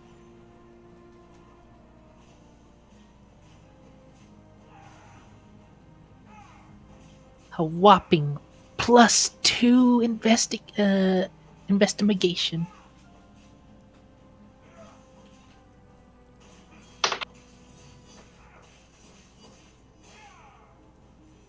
Uh, 16. What object you start with? The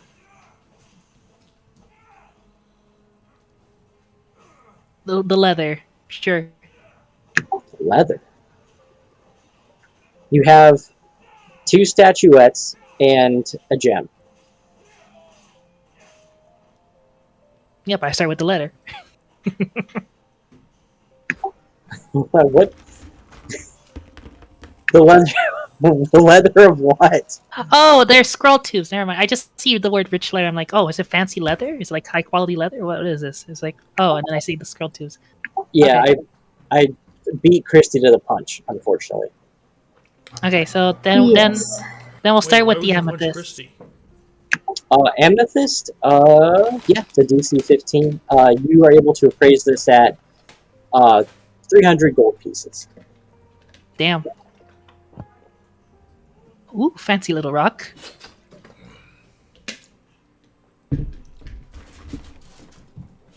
If anyone doesn't have need for this amethyst, it's 300 gold pieces. You could always... We would need to sell that in a larger city. There is What about- that. What about the statues while they talk about that? Sure. Go ahead and roll your next one. I'll just roll 2 for both of the statues. Sure. Blip. A 17 and a 14. Alright, so we'll go top down. 17 will apply to the Dryad, which, again, is a DC 15. So you get that one too. It's 200 gold pieces for the Dryad statuette.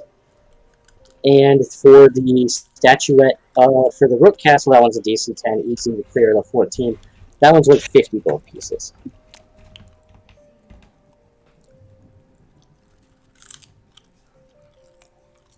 Okay.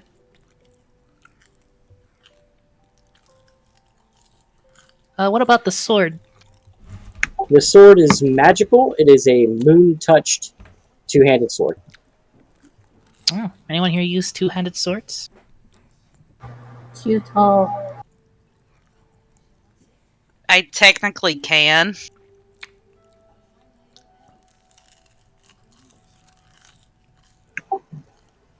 Freaking, I bet freaking Gex would try to use it and he'd fail.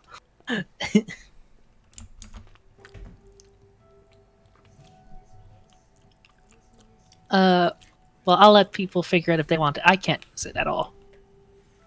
But I will take that rook. Because why not?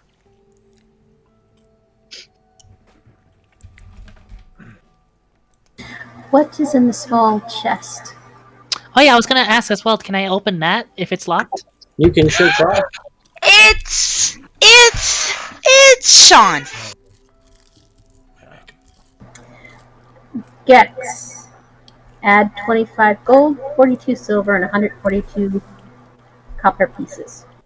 Not platinum. Sorry about that, guys. Again. It's Oh, okay. no worries, man. You're fine. We're good. We killed the boss Well, So- who was with the no boss? one getting hurt. I It was did. a shambling mound. No. I'm sure Sir DM did not like nobody getting hurt. Well, I was considering he attacked the first two people that he attacked with it was the monks. High ass AC bitches. Yes. He was one off on both of us. Yeah, it was pretty close. So how does a 27 sound for that little chest? So when you try to unlock that chest, it fights you. You have to roll at disadvantage. Oh my god. Nani? Tiny mimic. What's wrong? You get powers in the box? 27. Sodium nitrate? Did you say nani? Sodium nitrate? So the little, almost like locket-sized thing, the little locket-sized lock, I guess, whatever. As you start to work on it, you can feel that its pins are like kind of moving against you, and it's weird. But you're also not phased by it. You're like, this is probably a fucking magical lock. So you start working against it, and being far better than its magic permits it to be, eventually unlock it. The locket stays intact. It is a tricky lock with a DC 15. And inside is a small gold bar worth 200 gold. Damn. Hey. It has obviously some press work in the top of it. Does anyone speak/read Dwarvish? I do do not. No. Negative. I don't think anyone here speaks Dwarvish. Amazing. So, yeah, can't read it. Wow, this is literally worthless to me. But yes, you also, just from that box, do get a tricky lock. Well, if anyone wants the gold bar, there you go. I opened this as well. As for the box, it seems to be special. Not, well, I mean, with the locket, yes, but you can put that lock on anything that'll lock. Or yeah, the lock. It's like a mini padlock. Oh, I get it now. Yeah. So the lock is special. It's a DC 15 roll with disadvantage. That's what it is.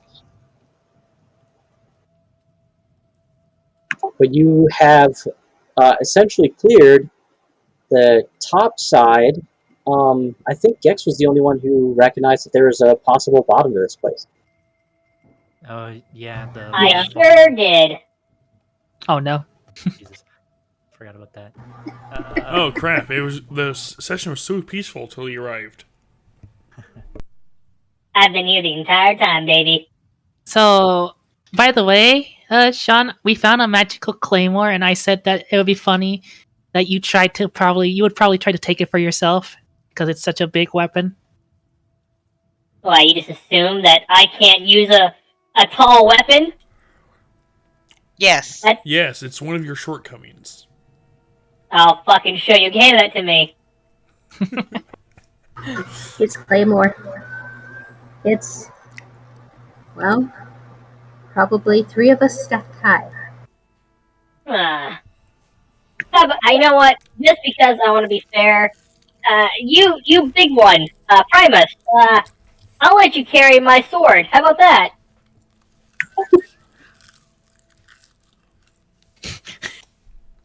Consider it like sharing. We can probably do that, but we wish the wooden statue in return. Sounds good to me. The statuette, you probably have heard of dryads. Yes. Maybe not seen one, but it is this kind of like this agate stonework, and it has just a little hint of tiger's eye on the sides of it when you hold it at a profile view to where the dryad's emerging from the tree. You can see this shine of a lighter hue, and when you turn it, it goes to that dark kind of chocolate brown, and when you turn it on the other side, it goes to that kind of golden line again. Ooh, fancy. The amethyst. You guys can have my share of the gold if anybody wants to. I don't know how much the amethyst is worth. 300 gold pieces. Oh, Yes, we were going to take it to a larger town at some point and Larger exchange city. it. well, if you want, I could be able to put that in a sword or some kind of weapon, make it worth more. Or we could give it to the villagers to help them recoup what they have lost. I like that idea. Yeah, sure. That is a marvelous idea. So what do we do with this gold bar? Or Eat it. no, we do not eat the bar. We I can could probably melt it down and make some daggers. Yes, because unfortunately, gold is not edible. no. Sure. Well, Bite harder. no. Bite harder to the gold edible. We simply take the bar to a place. We go to a bar? No. We go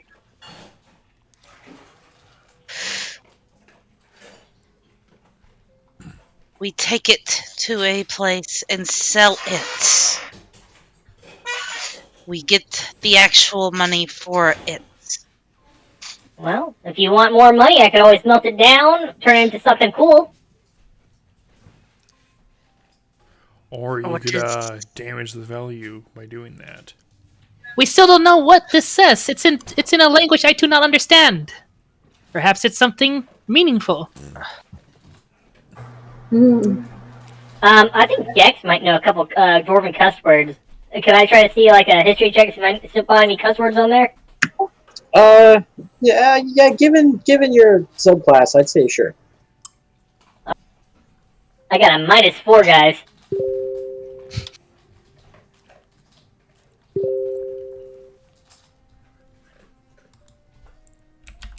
Nope, don't recognize it at all. Nope. Primus, change back. Give me I a did. moment. It sounds like one of the cats Oh. opened the glass. Okay, well, I'm going to. So hand you what is the- this? I am going to hand Primus the jar with the small sample. What was that?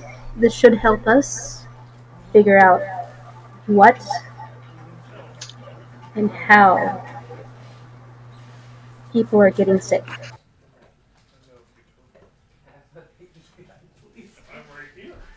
We believe that this is partially responsible for the forest's sickness. We will study it further, but we also need samples of the pollen. We do not have that yet.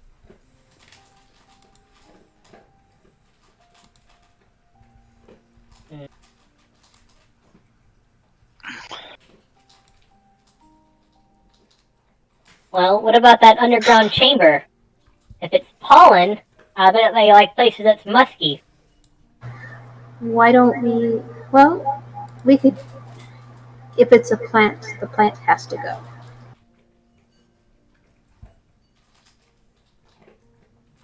It makes it hard to breathe.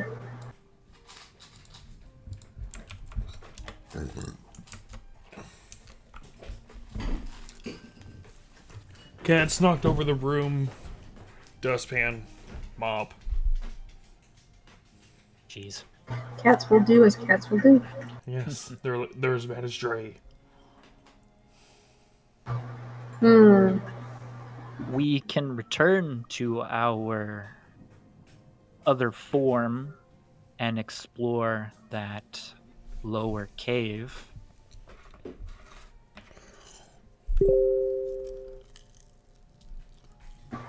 Do you have more fire, Vitani? Fatani nods. Should burn plant and water. And just holds up one claw. I only have one left.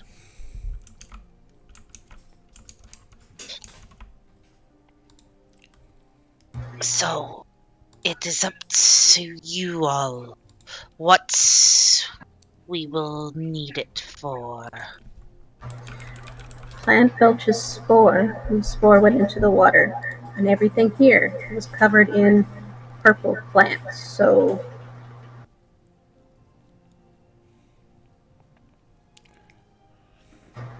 when you lowered me down, I had to hold breath because it made me not breathe right.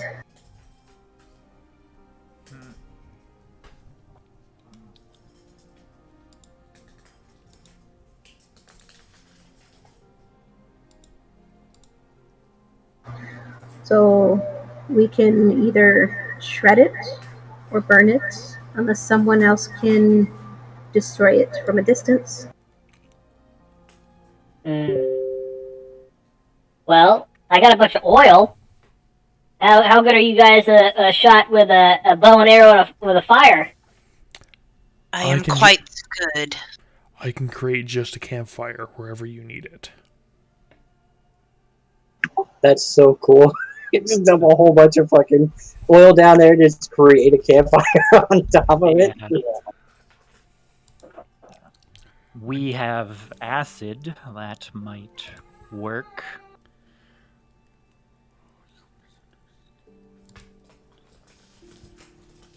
So where are we going to set this fire at? Down below, other tunnel.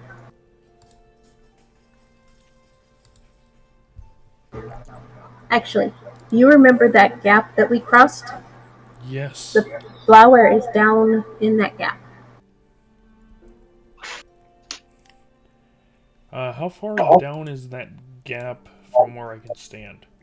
From 80 where feet. on the bottom ledge it's 80 feet, from the upper ledge it's 100 feet.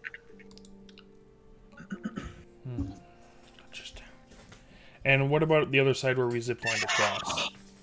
So that's what I was saying, like the upper side is 100, that's where you came from. The side you landed on is 80. Not enough range. Come, let us go this way so we can figure it out.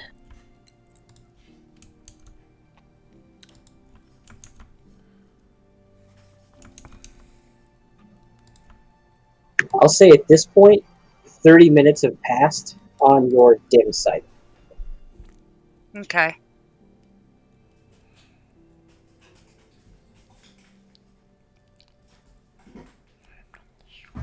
I was seriously like preparing. I was like, what if these assholes just want to get that whole chest out of here? I was like, how the hell are they going to get that across? Like, I was debating strapping it to the giant spider and hauling it out.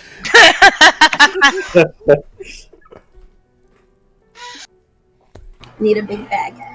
So how can we create ledge about 20 feet down?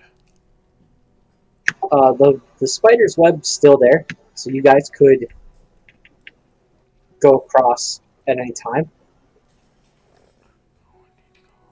Need to go further down, get rid of the flowers.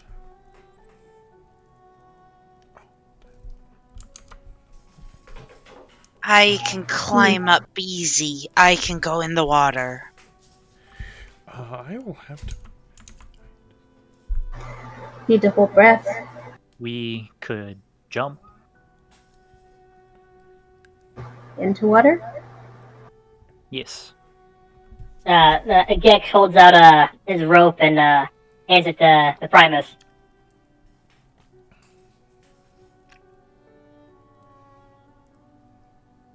Want to be my big rock butt? We can hold, yes.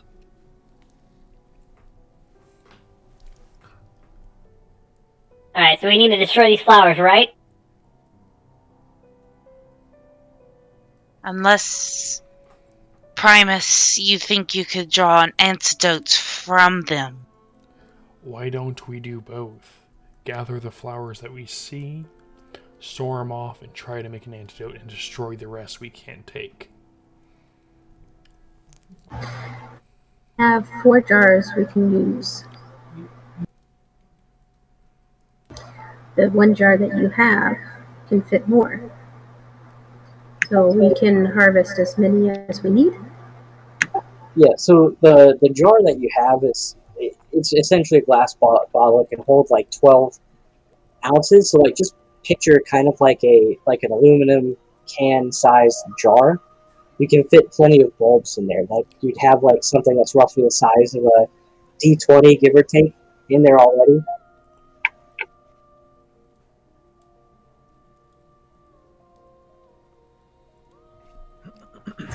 I can hold breath for a while. Someone lower me down, and I can cut off a bunch. We can transform again and carry you down. All you need is tap, and we can return to safety. Okay. Gex takes his rope back.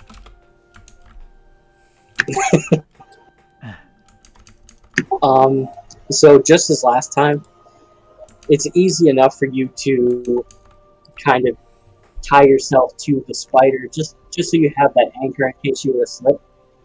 In fact, when you get close enough, you probably use that slack to lower yourself down so the spider can stay up. Again, you're holding your breath. It doesn't take a long time, but gathering multiple buds this time does make you start to exert yourself. So after the end of the first minute, I would say you've got probably 5 or 6 more buds in there as you kind of explore around the base. Go ahead and make a con save. Yeah, so you're good, buddy. I can I can scurry around in there, and whenever she needs to go get air, I can quickly go. I will harvest until I feel the need to breathe, and then I'll tap to go up. Yeah. So as a lizard folk, you can hold your breath for a long time, but as a spider, you're kind of out of luck there, because that's a physical trait. True, that's true. Wait, I thought you were going to start being the crawly lizard boy. But since the rope is keeping you at a good distance from where she's at, you don't necessarily need to hold your breath to avoid the effects the way she does. You successfully hold your breath for the first minute. So you get another minute. You can gather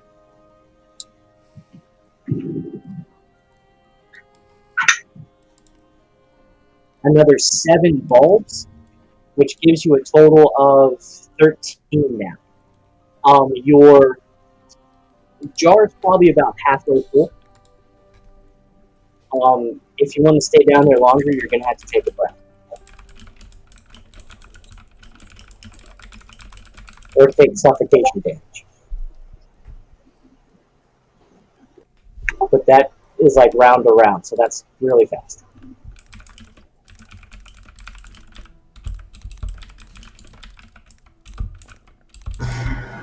I will tap to go back up. I will pull her back up. Alright, so Rye, you've successfully collected, a pretty good sample size. 13 sealed bulbs that haven't given off pollen yet. That's a good handful of samples. You want to try again? Or you could feel content with what you got? I am content with what we got. The rest can go. So, okay. What was the plan for dealing with the flowers? What were you guys thinking? Gex, did you want to throw down your oil now? I already threw my oil down there. It's already down there, baby. As soon as she came up. I'll slide down the rope and cast bonfire. Okay, so Primus holding the rope gets up. What Rye detaches herself. While they're undoing the ropes, Gex is standing at the edge, maniacally laughing as he basically champagne shakes the oil flasks one at a time until they're empty, getting it all over the place down there. And the oil, of course, being repellent to water, rests on top. So where the vines catch it, the oil stays in place as well. Primus now holding on to the rope for Earthos. He gets lowered down just to where he feels comfortable and casts Bonfire, a beautiful cantrip, and ignites a 5-foot cube, which sets off the whole rest of the fire. Smoke is quickly climbing the chamber, and being pulled out of the way is Earthos. You guys now have a column of thick, dark smoke with burning plant matter in it, and you're on what is presumably the wrong side of the chasm.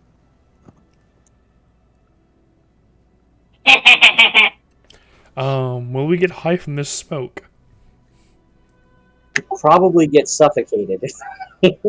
How many oil flasks did you say I used? How many do you have?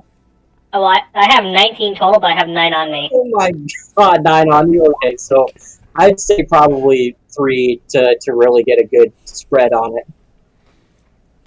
I throw a 4th one in there just for fun. Alright, so you guys could you could get across, the way the ceiling's angled, the smoke is climbing up into the chamber where the chest is, so it's not filling the entire space. Yet. But if you don't get out of there, it's going to be trouble soon. As long as, in that general area, it's going to be pretty bad. Alrighty. Who is the slowest among us? I love the Primus. biggest among us. Primus, throw me across. What's your strength, Primus? We're still the giant spider, so we can just Oh. So, carry people across. he can Alright. carry you. I'll climb up on top. I wonder how roasted spider leg would taste. Crab. Tastes like crab. Hey, Primus, what is your movement speed as the giant spider? 30. That's still pretty.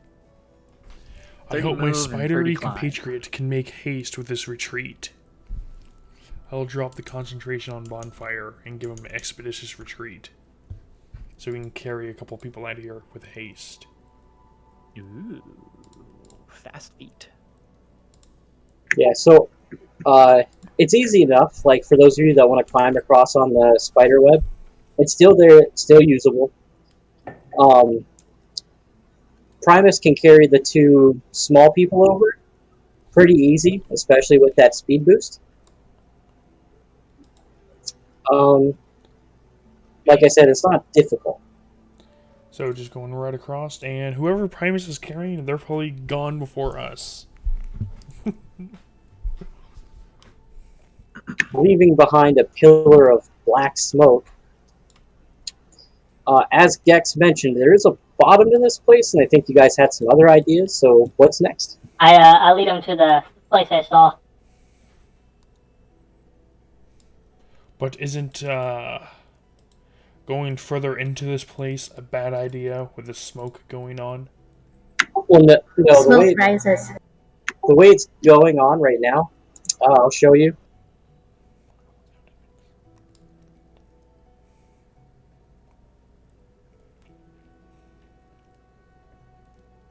It's drifting into this area.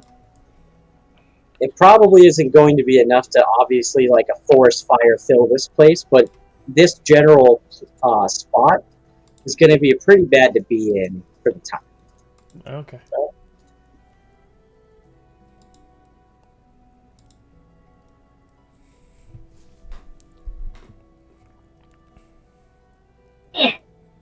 Gex tries to climb up to where the ladder's at. Alright. When Gex points out where the cave is, I'll grab the 2 small people and spider climb along the wall down to the opening. Well, hell yeah. Alright, Yes. so as you 2 descend, you see that this river kind of comes in from the top and like goes and is coming from like basically a subterranean source, and then is running comes up, it's visible, and then kind of vanishes again underneath some rock. But you can easily discern that the water flow where the flower was is where it's kind of going from. But as you come down, you do see there is kind of like a pathway that eventually turns into a kind of like a straight hallway.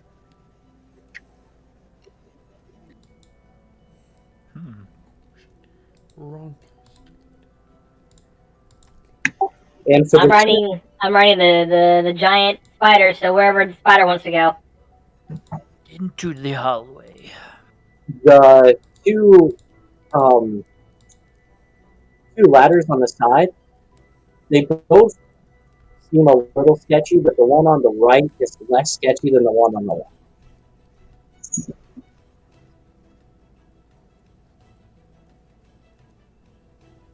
I'll point that out to the tall fucks. Hey, tall fucks! If you're heavy, use the right one. Aren't they all heavy? Yeah, but they get insecure about that shit. Now, is the cliff going straight down? Not straight down, it does have kind of like an inward bend to it. Like this is definitely a lip to inward facing per side. I'll deposit the small ones at the cave entrance and return up for if anybody else wants a ride down via spider. Oh, why not? Let's go down a fuzzy trinket that can always be eaten later.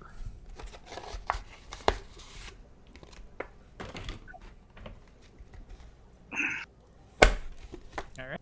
I'll begin the ferrying process of anyone who wishes to ride Spiderback. Yeah, if you want to take some time to get down there via spider, that's totally fine. It won't extend the travel time by much of any kind of consequential downside. I'd say if you all use the spider, maybe 5 minutes, and then spending some time to light that on fire, I'd say you're about 40 minutes in. You still have 20 minutes of dim sight left. I mean, Vitani will get down there herself. That's totally fine. She has a climbing speed. I mean, I'm pretty sure the only one that has bad dark vision is, or the one with the guns, right? Him and the lizard folk also, I think, lack dark vision. Yeah, I cast dark vision on myself when we first entered the cave, so I have Right. 3 hours. Yeah, so we don't have dark vision. whenever the dim sight fades, you'll still have dark vision. But Earthos will be in a little bit of a way.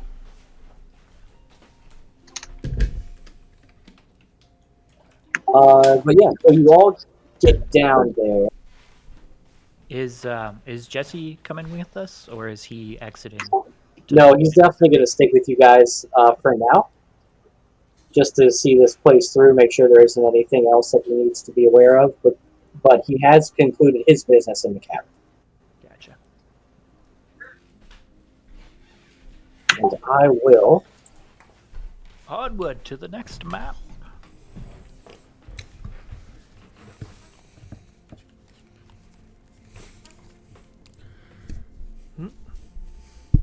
So what are we doing? The exploring. Alrighty. Waiting for the next map? Yes. I am at a severe disadvantage with no more wild shapes or second level spells. as you guys come down into here and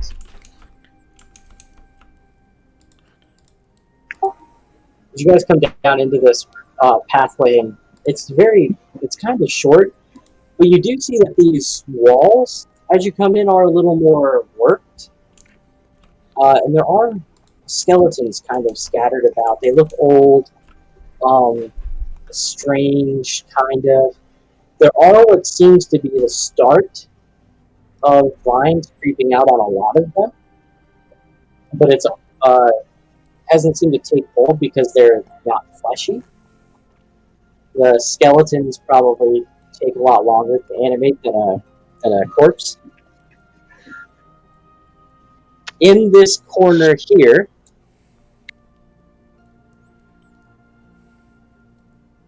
right around here, you see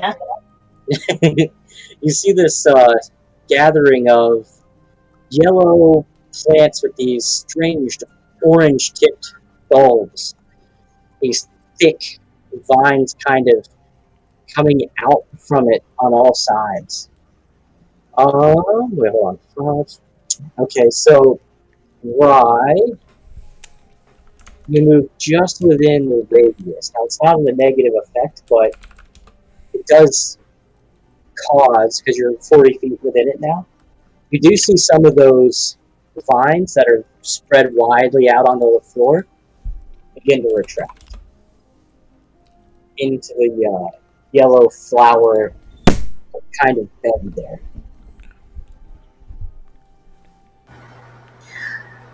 Didn't those flesh sacks we ran into earlier have yellow flowers? Yes. They in fact do. Do we torch this place too?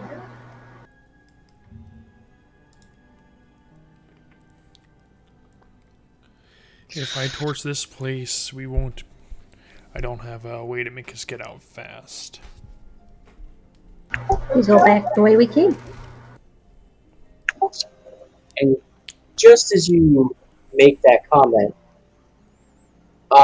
with your back turned towards it now, looking at your group, the rest of you, not Rye, start to see this flower bed lurch and then lift, and lurch to the other side, and then lift again, until it is standing on all of its tentacle-like bodies.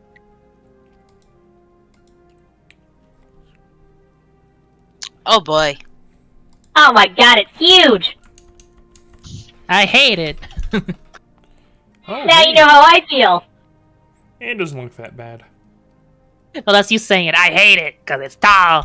But yeah, he's just like, It's a walking salad. wow. I do not like this thing. I actually think only one of you makes this. Passive perception 17. Just Vitani? Question mark. Yeah.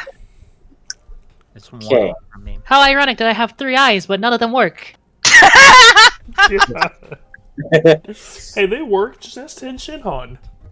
Vitani, as this thing stands, you see just under it is a trap door. There's a trapdoor under it. It's a trap. Shouldn't say anything Okay. else. Okay. Don't think this should live. Don't think this should live. It looks worse than the purple one.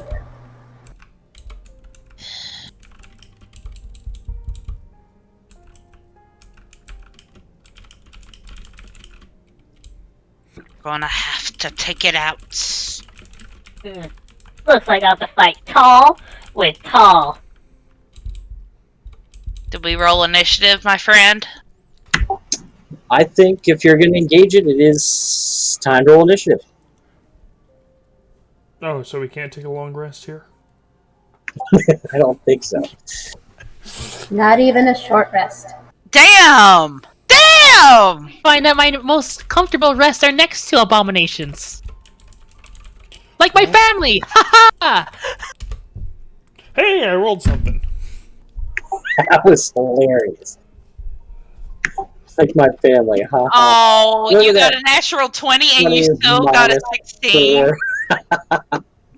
Jesus. Let's see. Oh, honey. That initiative, though. God, that dexterity sucks. This thing's AC is colossally terrible. I cannot believe what I'm looking at. Hey, There's a can you believe giant it's not plant. butter? It's a giant plant. Yep, it's a giant ass plant. Usually things with bigger sizes are easier to hit. That's what she said. Yes, that is what she said, because I am a she. So fuck you. I'm sorry, sweetie. I'm gay. I don't swing that way.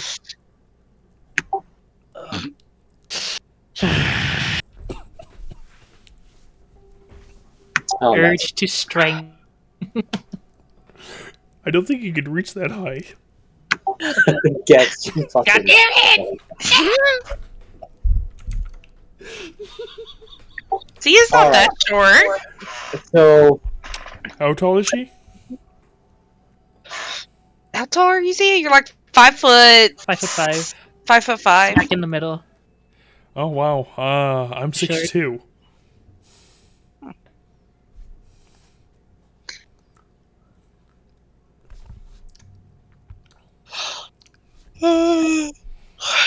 Whoever's gonna lead us off. Gex, you are first, my friend. Gex, I choose you! Throws Gex into the mix. That's right. Throw the small one up first. Gotta make I'm sure a it's little safe. tired of all you tall fucks. That was I think Erica. That wasn't Vitani. I think it's time.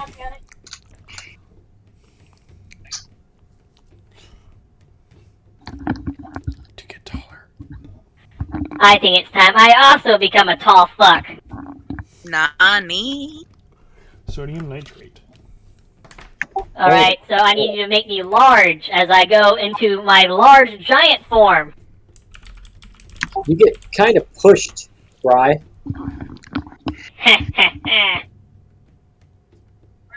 He's slightly bigger than average. Broken gift. Now he's 4 feet tall.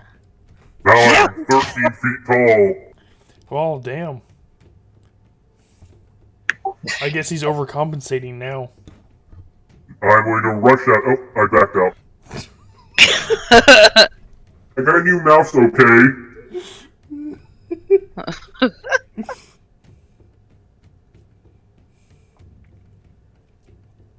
I rush forward. You get there. And I am going to use my rapier, because I forgot my greatsword. I'll use my rapier! Okay. Crossfade rapier!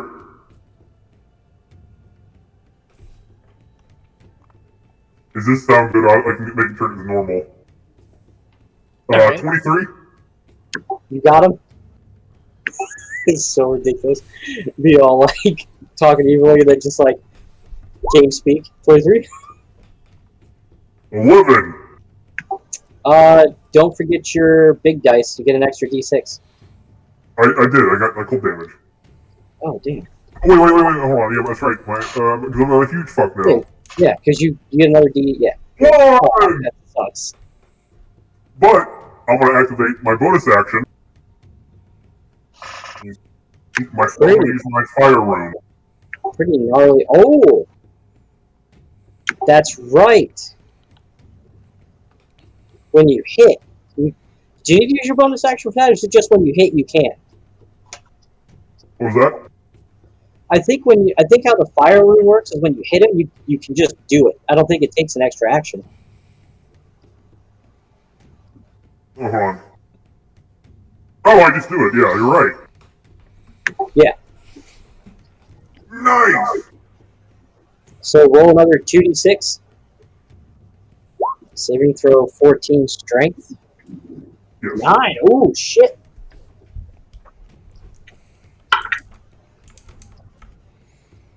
Um, 11 will not. Yes, so it is restrained. At the start of each of your turn, you're going to take an extra 2d6 fire damage, and you cannot move.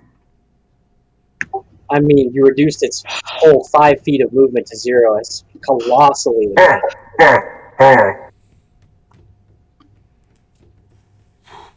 And now I'm going to action surge. Oh. Yeah. God damn. Fighters. 13.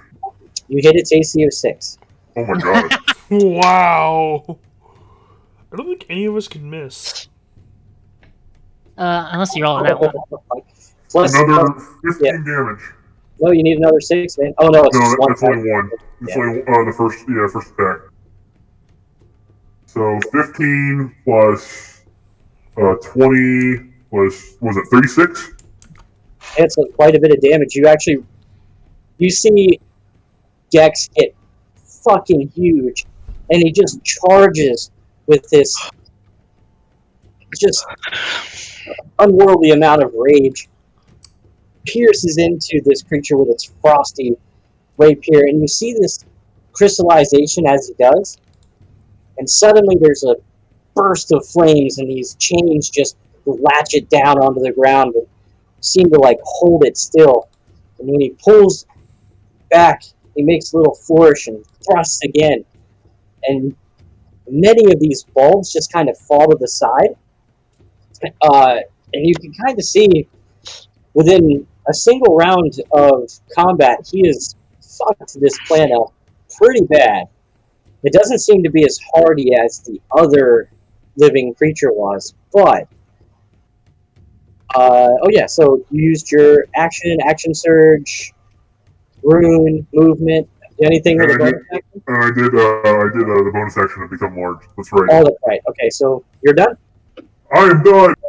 I'll look back at the others and say, Now who's a tiny little shit? And just as you say that to get one over on your tall fuck friends, these vines and spikes rip out from the wall and reach out to you. And is it a save or did it make an attack? Hold on. Uh-oh. You ended it. You ended your. Yeah, so you got. So it gets an attack as a reaction. Okay, so it's an attack.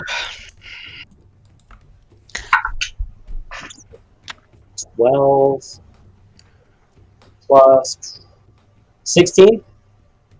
No, my AC is 19.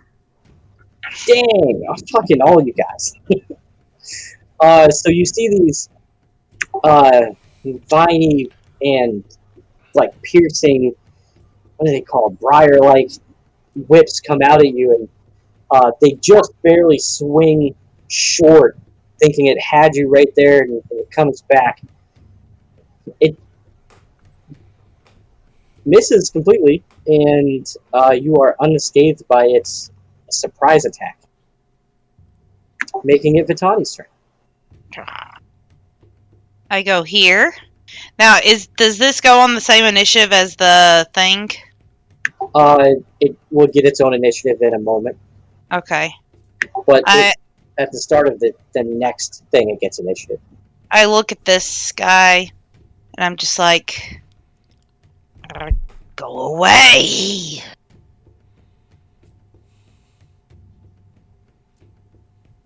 Oh. DC 15? Which, the big guy or the less big guy? Big guy. Has some radiant damage. Oh, this thing's... will never make this save. Yeah, rolls a 4 for a total of 0. We'll take that to radiant. Alright.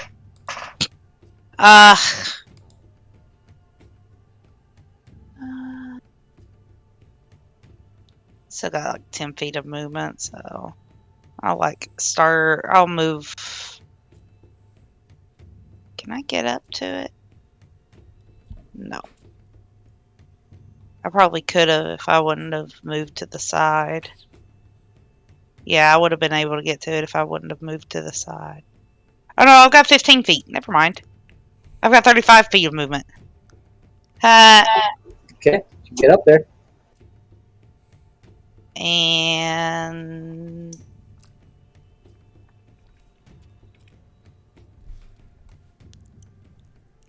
17, sorry. Forgot to unclick advantage. But it's still 7.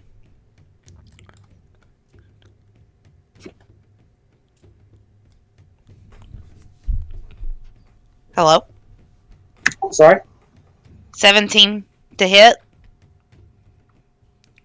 Ah.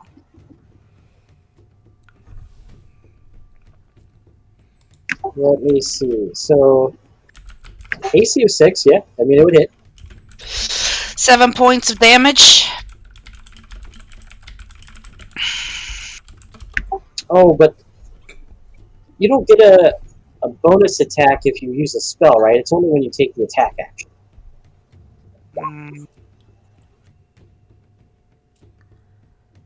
Let me look.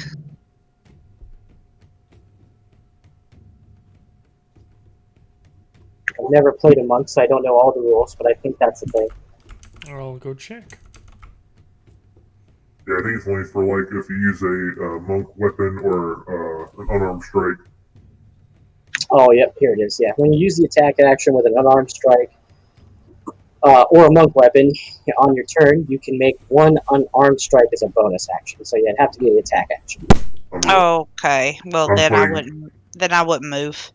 I'm playing Krillin in my other game. What kind of monk are you, anyway? She's just a basic monk. She's multi-classed. Oh. Anything else, Vitani? Nope. All right, Rye. Alright, I am going to run right up here.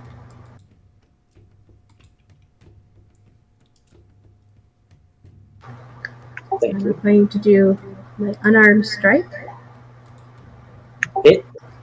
And then I'm going to use my last key for a flurry of blows. Amazingly, those all hit. Ignore the necrotic.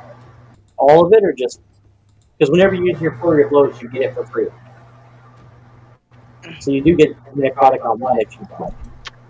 It's only once per turn. It's only one. Yes. Yeah, I know. Did you? Because okay, listen. The way the Mercy Monk works is whenever you either spend a key point to use your flurry of blows, you can do the necrotic damage without spending a key point. No. In which case, stick it on the middle one. Okay, we'll do the first one then. So your first strike hits for 5, then your second strike hits for all that, and then your last strike hits for 8. Okay. That's a lot of fucking damage. So that would be 28. Damn. yes. So you come in with just your paws and feet. You deliver a strangely crunchy blow right at the beginning and strike into the kind of hard bottom of this creature, and it lifts a little bit, giving you a nice line of sight on its bottom. Doing a quick feint kick, you kick up into it, and the necrotic damage sinks in, making it shrivel, and as it comes back down, you do a front flip using your heel to connect with the creature and slam it right into the ground. It's looking pretty fun. That is my move and my action in my bonus action. All right. So just before Keys' turn,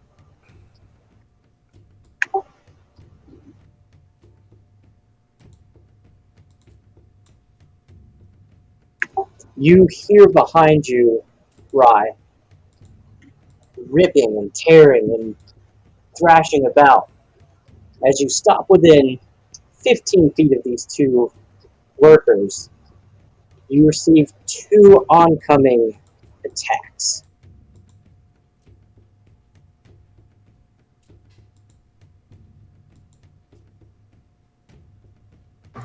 What kind of attacks?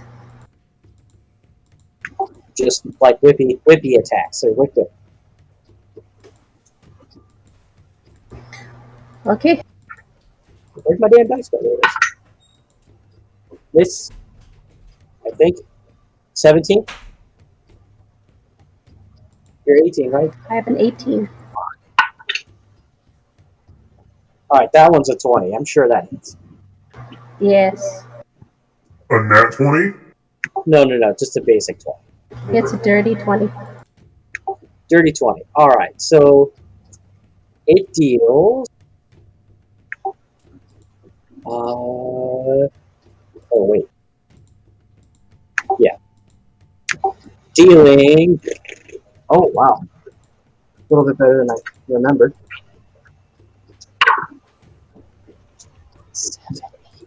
9 points of bludgeoning damage, and I need you to make a strength saving throw. It's a pretty low DC. Just clearing the DC at 12, you avoid being grappled. And Keza, it's your turn.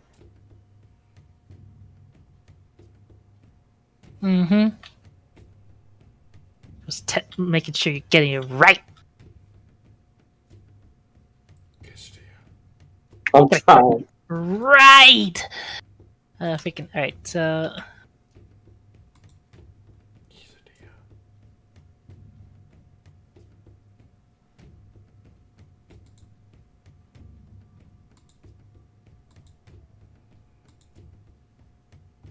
Alright, so.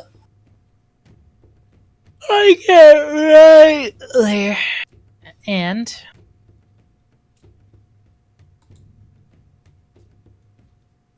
Hit it with a card! Oh, that's your last one, right? Mm-hmm. Okay. Yep. Go for it.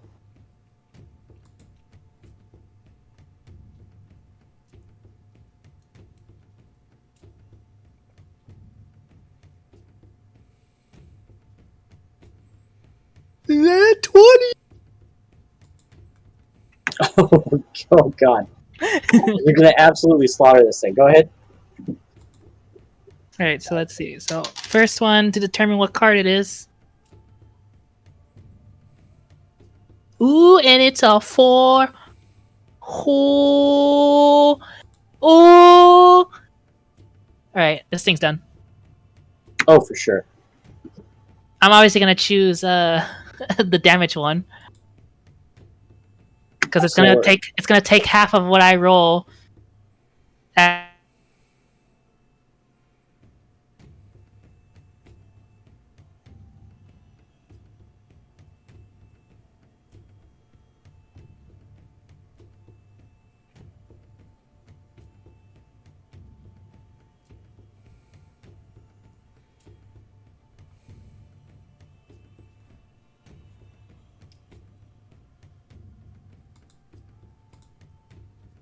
So, what's that damage total? You got double them dice.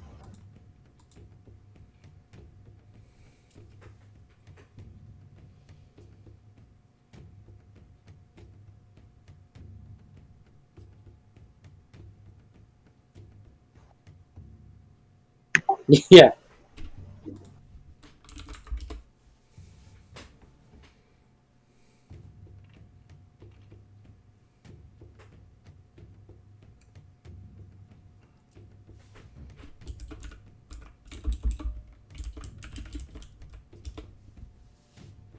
Hello? Hi. Hi. Discord fucking died. Jesus. Oh, how much damage?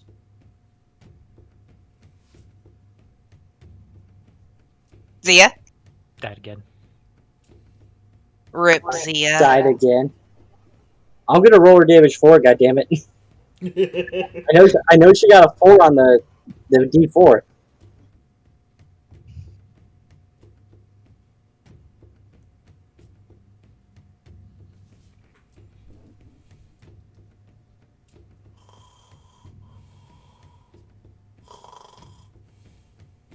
Oh my God. Zia! Okay.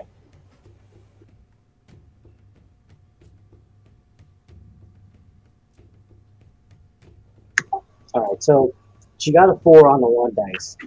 Catastrophic system failure. Is it 2d6? Oh my god. I think I hear Zia. So after my Discord fucked up for a bit, my computer blue screen, so now it's restarting. Oh shit. Well, we just need to know the damage. Yeah. Yes, I know. So it was the blade card. I know what the blade card does. I just need to know what your sneak damage is. Yes, I know. Give me a second. Because for some reason the music is just blasting my ears on my phone. Jesus. So 8.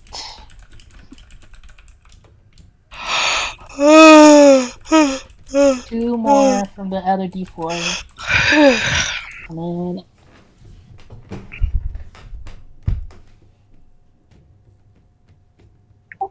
So 6. No, wait, so 8, 9, 10. And then oh my, are you fucking? Double 6, so 12 on the sneak. 22. Okay, and that's not as good. 3. Plus from the other 2. Alright, so as you unnecessarily overkill this creature, send this card its way, and it just kind of, as it gets close, it bursts into 3 cards, and it just cleanly cuts through the very top of this thing, and all the yellow flower bulbs roll out, and they scatter a bit on the floor, And the viney piece just kind of starts to dissemble itself until it's a whole bunch of vines and flowers on the ground, unmoving.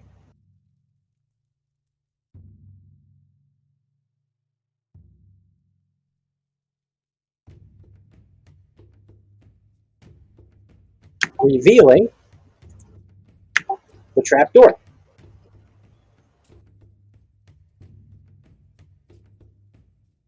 Anything else, Kaiser?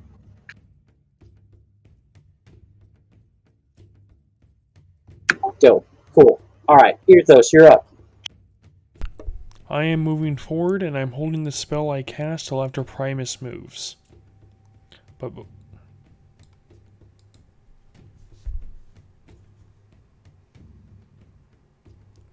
I'm waiting for Primus to move, then I'm going to cast the spell I would like to do, but I have to wait for him to move first. Sure. Alright, you're holding your action, which is a spell? Correct. All Because right. Primus still has Expeditious Retreat, which gives him double.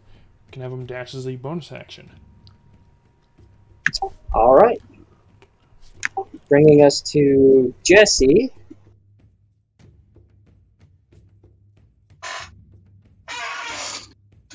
I'm on the wrong player. Move right up to here. And he will lead with his first attack on the bigger spiny guy.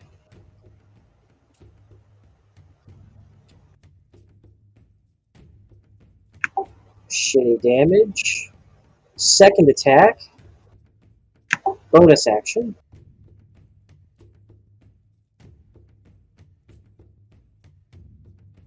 Dealing not a lot, 13.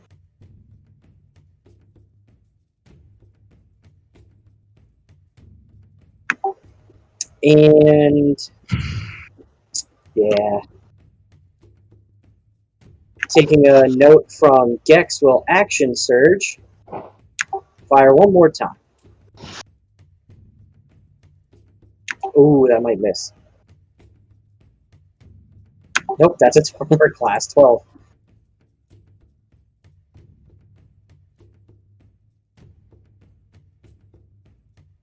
Alright, so 3 bullets go whizzing through this collection of briars, and each time it does, some of the briars fall off.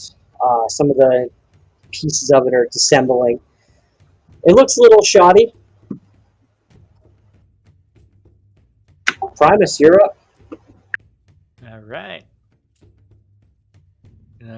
Classic, never before seen move. I'm going to move on to the ceiling. How far up is it to the? This is a pretty low ceiling. It's only 15 feet, so with your large size, you would be in range with any creature on the surface. Gotcha. Okay, so 15 to the roof, and then that's.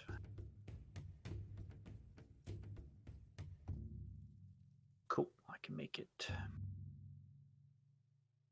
With the bonus action dash from the Expeditious Retreat. And then I will... I cast Bonfire. Ooh. That's why I was waiting. And I'll bite the bramble. Bite the bramble. Okay, go ahead. Yeah, that's a nice physical move. I'm sure that's not going to have consequences.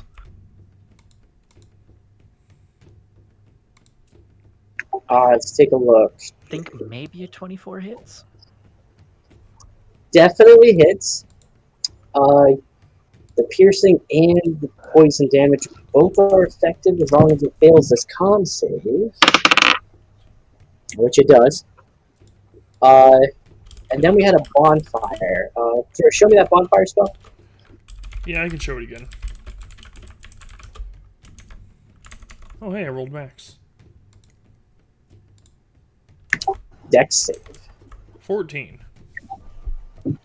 It's not Dex save. Nope, it will fail that. 8 fire So- damage, and when it ends its turn there, I roll another d8. Yep. So the bite sinks into it, and as you rip pieces out of it, it looks like it's probably not going to make it too much longer. When suddenly a bonfire fills up a space just beneath its tendrils, and the flames climb up the plant matter, burns it up into a crisp. Good coordinated attack there. You do, though, oh, awful, take a single point of piercing damage from the bite. My one weakness. Anything else, Primus? Let me see here. So I did 15 up, moved another 15 to the creature, and I think I can, because of the, I guess that would have been the dash. I'm gonna move closer to these guys with my regular movement. You and don't then have the Expeditious Retreat anymore when I casted the spell. I used the dash to get there.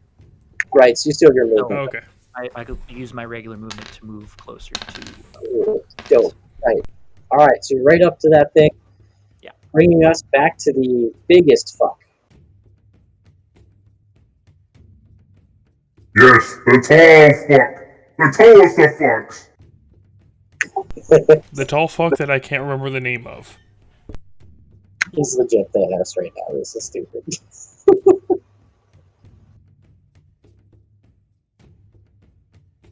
Have at ye, tiny tree. I'm gonna take my rapier and just not really even like, okay, really stab into it, but just like the blunt end of it, just beat the shit out of it with it.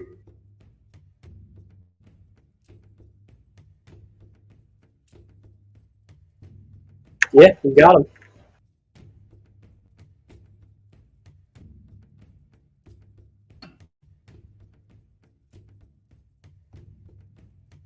Ooh, 23.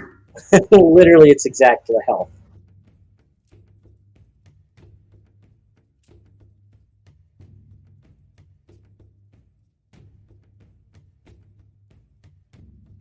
Leaving just the one play? What was that?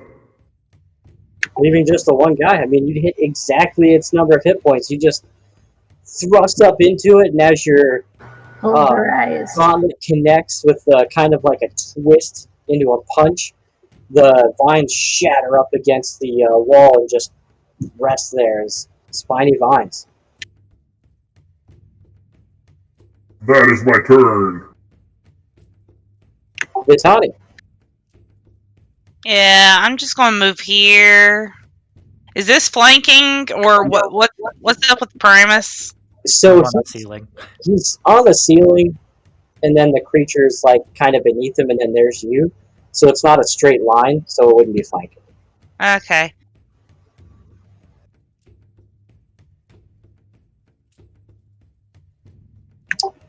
Actually misses for all these people shitty AC. This guy's a 12. That'll hit. That's it. Alright, since it was an unarmed strike, you take 3 points of piercing damage. Ow. Alright. Rye, you're up. You Show me what you got. You can technically move into flanking with Vitani because you'd be beneath Primus. But he's on the ceiling.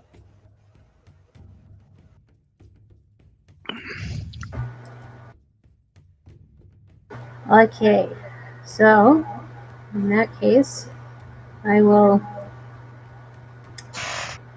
hit with an unarmed strike.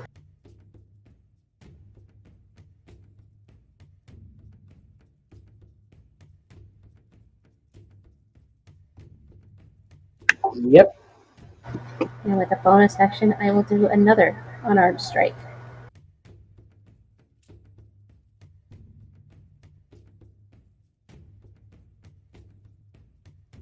Okay, it's looking pretty rough right now. Barely standing. That is my movement and my attack and a bonus. Ooh. With your 2 unarmed strikes connecting, dealing pretty good damage. You also take 10 points of piercing damage, 5 from each strike. Ow. Okay.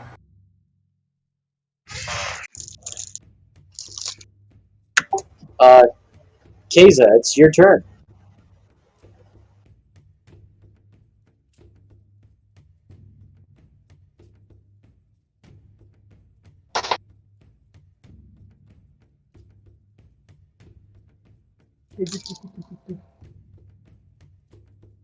Does 19 hit the little thingy? Yes. Okay.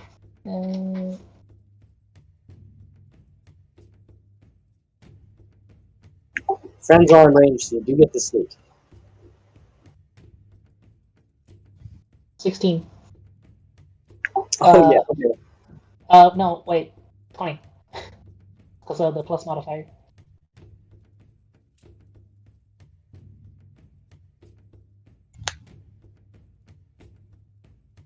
What? I meant to say 20 because I forgot the modifier. I'm shooting you with the bow. Got it. Okay.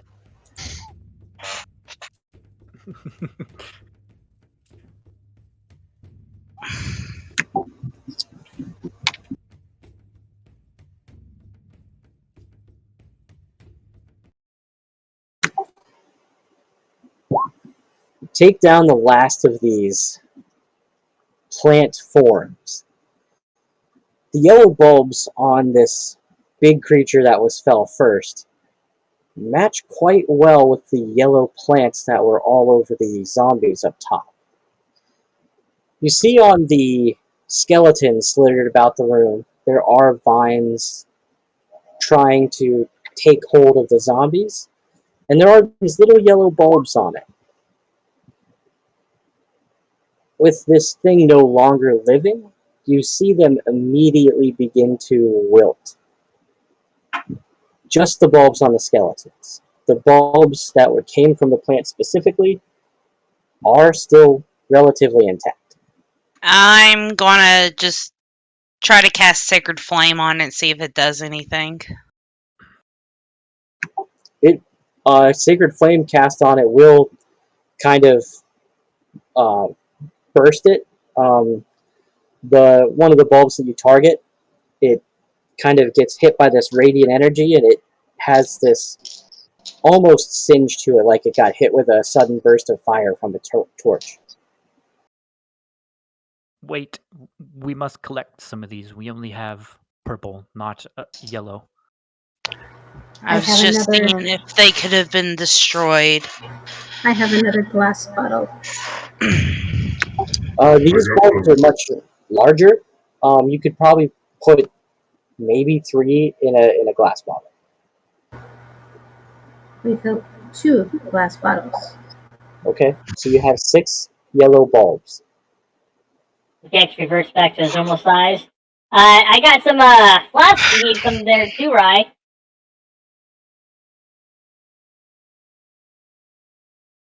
Is this me slowly converting the small? Yeah. Oh yes, that's right.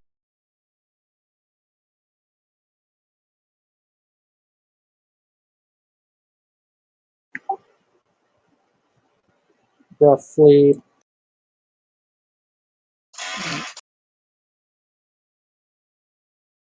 Is anyone injured? Rye looks down at herself and the blood on her hands. Okay. Could use a little bit of help. Maybe we take a little nap or a rest?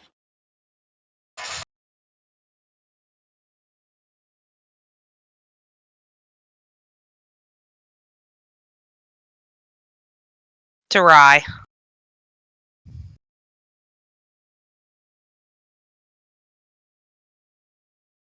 Tender Eye.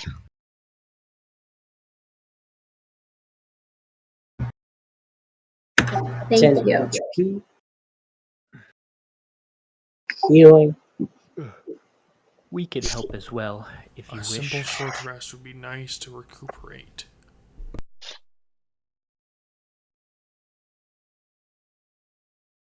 Before we head to the trap door.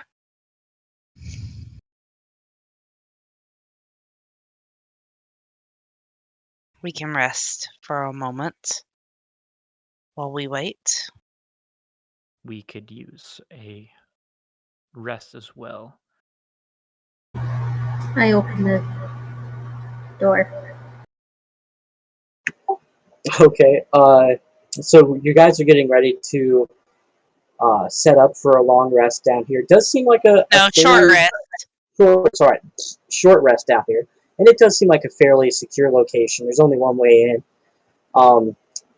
Rye, when you open up the trap door, there's a notebook, a small red box. I mean, not really a small red box. It'd be roughly 6-inch cube with a kind of like black chain net around it, and 2 bottles with strange liquid in them.